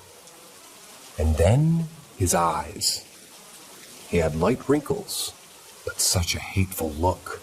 He was glaring right at me, his eyes staring straight into mine. Needless to say, I got out of the ambulance and pretty much ran quick back to the station. I didn't recognize the face. We have one bald worker, but he isn't on duty today. The face did actually look a bit like him, and that firefighter is a negative person who doesn't like females in the fire service. But I couldn't be 100% on the face being my coworker.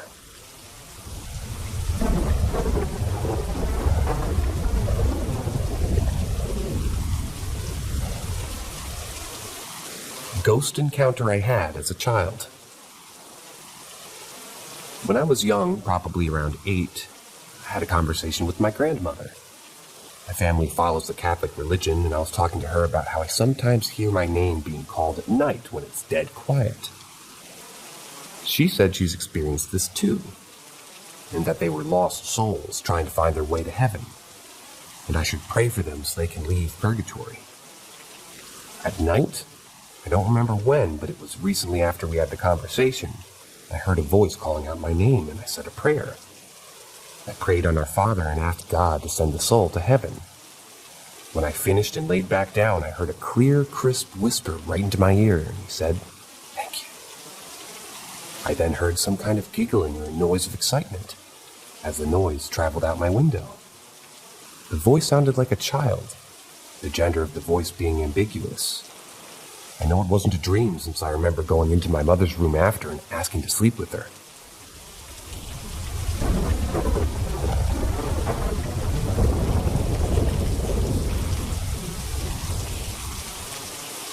Ask Reddit. My mother-in-law's house is definitely haunted, and the spirit definitely doesn't like me. When my husband and I were first dating, he had gotten a little bit drunk and crashed on his bed in awkward positions. Me half hanging off the side, and him normally on the bed. Apparently it rained that night, and in the middle of the night, a stream of water leaked through his ceiling fan and dribbled down on me, waking me up. When I opened my eyes, there was this dark figure standing over me. It looked like he was wearing a hoodie and his hands were in the pockets, and it just loomed over me. I freaked out and woke up my husband asking him if there was something else in the room. My husband wakes up, yells, "Fucking people!" and storms off to get me a towel, completely missing the dark figure watching me, who, by the way, hadn't moved when my husband got up. So he comes back with the towel and goes back to sleep, leaving me like the scared little kid underneath the covers. The figure eventually left, and somehow I managed to go back to sleep. It's been 10 years, so I figured there's been tons of storms, and that fan never leaked again. A few years later, we offered a house sit for the in-laws while they went to Florida for spring training. My husband goes off to work, and I'm chilling in the back room watching TV when the front door slams shut. The front door is broken and needs to be slammed to shut properly. So when it does, it startles me and I hear thump, thump, thump, thump, thump up the stairs and into the room above me. I figure it's one of my husband's step-siblings, so of course I head upstairs to investigate. No one's there, and it's eerily quiet, too. I waited on the porch for my mom to come up and get me. Fast forward a few more years, and we have a baby. And when he's about 2-ish, we again agree to house sit for 2 weeks while the in-laws go to Europe. The first night there, the smoke alarm in the kitchen goes off at 4 a.m., promptly scaring the ever-living shit out of us. We played up to the low batteries. Over the weeks, things get relatively quiet. Every once in a while, it'd sound like someone was stumbling around the house, bumping into things, and I tried to pretend I never heard it until the last few days. My son had speech therapy at the time, and I couldn't wait to get out of the house. The night before, I lost his sippy cup and looked everywhere for it, but never came across it. My husband would leave for school at like 4:30 to 5 a.m., and when I woke up, I went to the fridge to get breakfast ready for my son, and lo and behold, there's his sippy cup in the fridge. I called my husband to find out where he had found it. He said he didn't. The fridge was pretty empty, and I had been in it about a half a dozen times, and then there it is in the fridge, right in the front. I blow it off as maybe just me not noticing it, and I take my son to therapy. When we get back, he kicks his shoes off in the middle of the room and runs off to play. I start getting things together to pack and leave, and eventually it's time to go, but I can't find my son's shoes. They were taken off right in the middle of the room. I again look everywhere for them, under the furniture in the bedrooms, which always felt like someone was right behind me watching me, by the way. I looked everywhere. After about an hour, I'm about to give up when I trip over them in the middle of the room, where he kicked them off. I said, "Fuck this," and I left. Since then, I've been reluctant to house sit for my in-laws, and I refuse to be alone. I used to clean for them, and I'd never do the upstairs, especially in the master bedroom, because of the feeling of someone right behind me. It was always tenfold. There's something in that house, and it always makes me sure that I know it's there with me.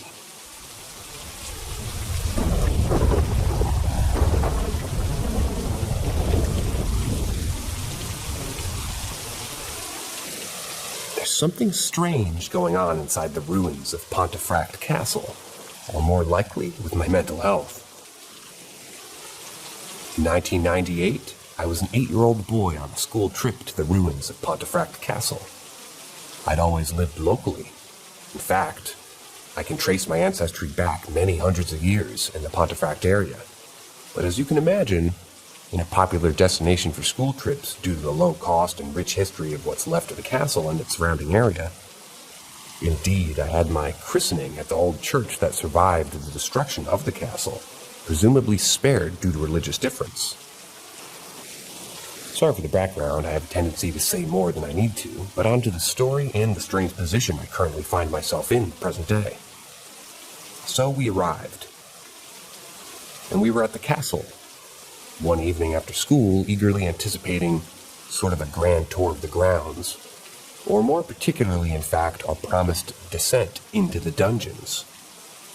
The evening seemed to drag on as our guide droned on and on about this one piece of masonry or that, what used to be here or there and why, all that.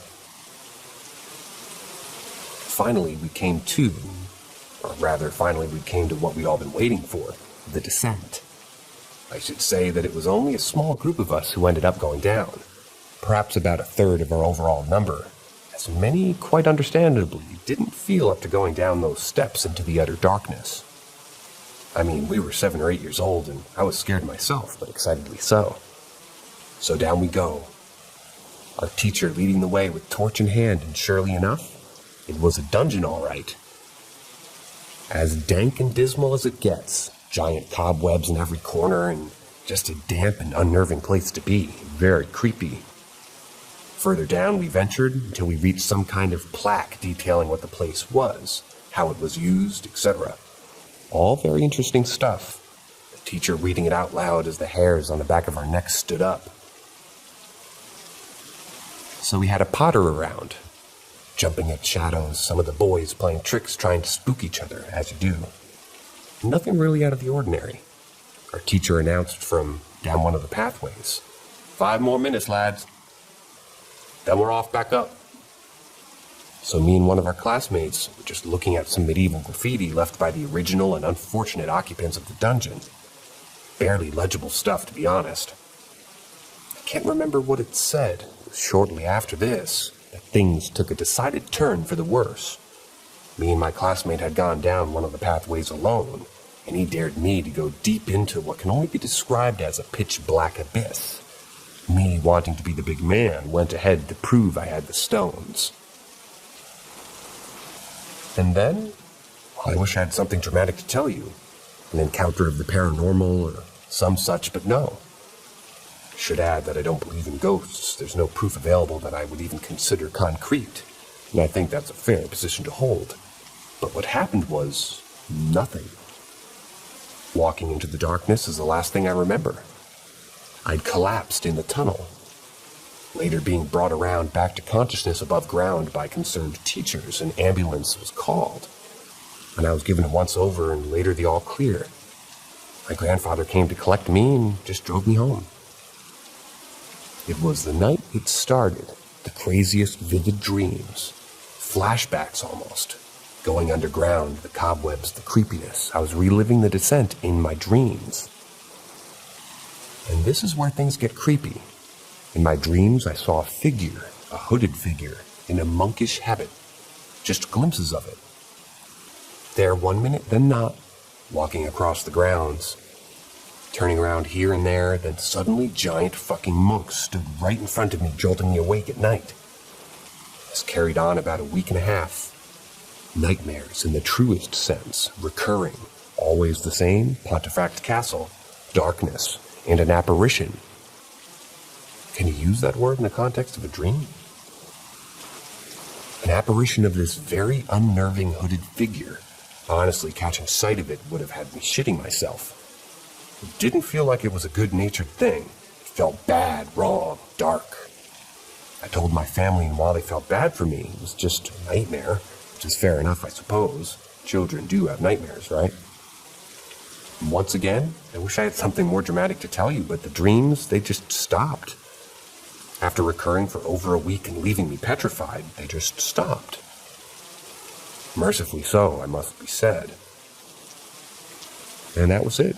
It's always creeped me out to think back on it, and I'm sure that everybody's got a story about bad dreams as a kid. So you're probably thinking, wow, this has been a bit of a dull story, but here's the thing, and the reason that I'm writing this message to you guys now. I'm 32 years old, a father of 2, married, a grown man, and the dreams are back. Past 8 nights, exactly as I remembered them, recurring. It's crazy, but the monk is back in my mind somehow, over 20 years later. I'm seeing Pontefract Castle in my dreams. Creep the fuck out. Why now? What's changed? Am I really struggling at the moment? I'm scared to go back to sleep now, a grown man, because I know what's awaiting me when I do. I can't help but feel like I have some unresolved issue in my relation to those ruins. Can't carry on like this.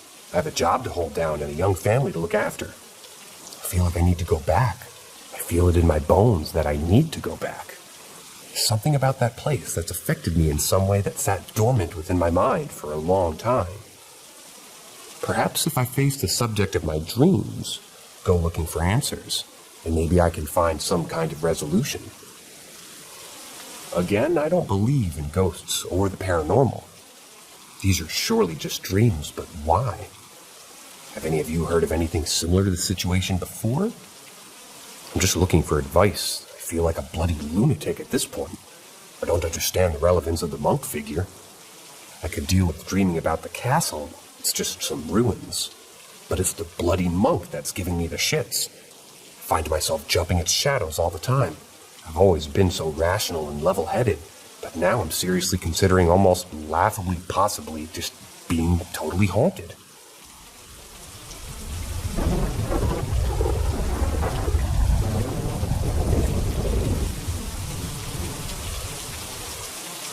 I live in a very, very, very haunted house. So 7 years ago, I left my hometown and I moved to a province where a religious war took place many years ago. The house I moved to is huge, just the size for my big family to live in. My mom, one of my brothers, and I consider ourselves witches, by the way. At first, we found some weird, sketchy things. There's a kind of dungeon underneath the stairs, a small room that locks from the outside, an escape hall, one window, and a very big, butchery-looking hook in a room in the backyard. We didn't think much about it until the apparitions began. It all started after my cat died. The superstitious neighbors poisoned him because he was black. I started feeling like I was being observed in my own room. I even installed blinds to try to get some more privacy, but it didn't stop, and in fact, worsened. Whenever the lights were out, silhouettes appeared in the corners, and I kept hearing a noise like nails tapping on my wood furniture. Then the doors started opening and closing without any apparent reason. Things were worse at the bathroom. Whenever I showered, I could see as though the shower door was a silhouette of a man, walking from one side to another. Whenever I was on the other side of the shower, things were thrown at me. Shampoo bottles, soap bars, towels. At 4 to 5 p.m., the silhouette of a woman walked around the living room. Also, my mom started acting weird about her looks. We later found out her bathroom mirror was extra cursed. In my brother's room, originally the service quarters, a woman dressed as a maid appeared. My brother could see her from the mirror, and she'd wake him up super early in the day. We cleansed the house, and some of those ghosts disappeared, but not all of them. Then my brother got into his summoning era and re-haunted the house. I've always been a ghost magnet, by the way. So now there's a man at the stairs. Not only do we feel cold there, but also like there's a leak right above and the water falls around his spot, as if someone was there. We've also seen him from different angles. There's also a ghost running downstairs. We haven't seen it, but we have heard it. My brother also saw a ghost of a black man just standing at the window. We live right by a train that usually carries illegal immigrants from Latin America. Oftentimes, we've heard voices around the house as well. Then my dad brought home a vintage leather couch. Our dogs would bark at it and my cats would hiss. He placed it right in front of the TV. That's when we started seeing the silhouette of the man sitting in the couch. And sometimes it's visible as if there's actually someone there. I've even confused him with my grandfather. My boyfriend has seen at least 2 ghosts by the hallway. The house generally feels heavy, and it's really tiring to be here. There's water, gas, and electricity leaks, 2 kinds of plaques in the kitchen, and the walls leak and the closets are rotting. No matter what we do, we can't control it. It's falling apart. Finally moving out, but we have considered having a seance before leaving just to say goodbye to the ghosts because I've grown fond of them. Do you think it's a good idea? I have used a Ouija board before, not in this house, and I wonder if I should use it here. Also, tips are very welcome.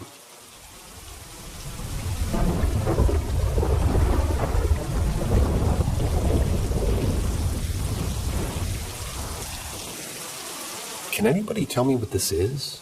It's a true story. I've lived in my apartment with my fiancé and 2 sons, 11 and 19, for around 6 years. This particular apartment is at an intersection that is usually pretty busy. As such, many accidents have happened here. My 19-year-old and myself have witnessed at least 3, most likely fatal accidents. We're unable to find out if anybody lived. And many more accidents in general over the years. Things were pretty quiet the first couple of years, but then things started happening and have been relatively consistent since they started. The first instance for me was while both my sons were at school and my significant other was at work. Let me start by saying that I have lupus, and while having flares, I tend to sleep and nap more often. This day I was feeling pretty beat and decided to take a nap. I'm one of those people that takes forever to fall asleep, and every noise wakes me up. As I was lying in bed, I hear footsteps from the front door down the hallway and into my room. I still had my eyes closed, thinking it was my significant other. There were sounds of fumbling around for something, and suddenly there was a weight on the end of the bed as if someone had sat down. Again, without opening my eyes, I said, "Hey, babes." No response, and the weight lifts. I opened my eyes and no one was there. I jumped up, searched the apartment, and nothing. This happened a total of 3 times. I ignored it after the first. Soon after, I started hearing voices calling me, and my son's voices calling for me when no one was home. My 19-year-old was with me one day while his brother was at school, and we both heard his voice calling out, "Mom." Both of my kids have heard voices mimicking myself or his brother. And about a year ago, my son, who's 19, came home describing a haunted building that he had found with his friends. Against my better judgment, I went to check it out with him and his friends. The place is very run down and not at all safe for the public. It's been boarded up exceedingly well by the owner now. I have seen and heard things before and feel like I have a good sense for negative energy. And this place had a sort of magnetic energy to it. It draws you. It still draws me.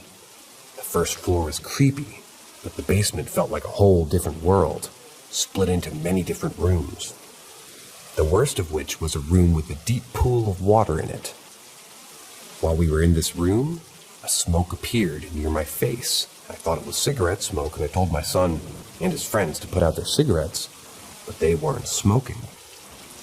We recorded disembodied voices, many telling us to leave or run. We would always leave with a sense of panic, many times with flashlights that suddenly refused to work and videos of orbs. There was always something new that you could find going through the pictures and the footage. 4 of us had nightmares about the place. 1 refused to go back. One day it was boarded up so well that we couldn't get back in. This was a blessing because it still calls to me. Things inside my home have dropped off slightly ever since we stopped going. But there are still voices and footsteps, loud bangs, and sometimes even scratches. Our luck's taken a turn for the worse. My sons are depressed. I worry that we're in deep shit with something bigger than us.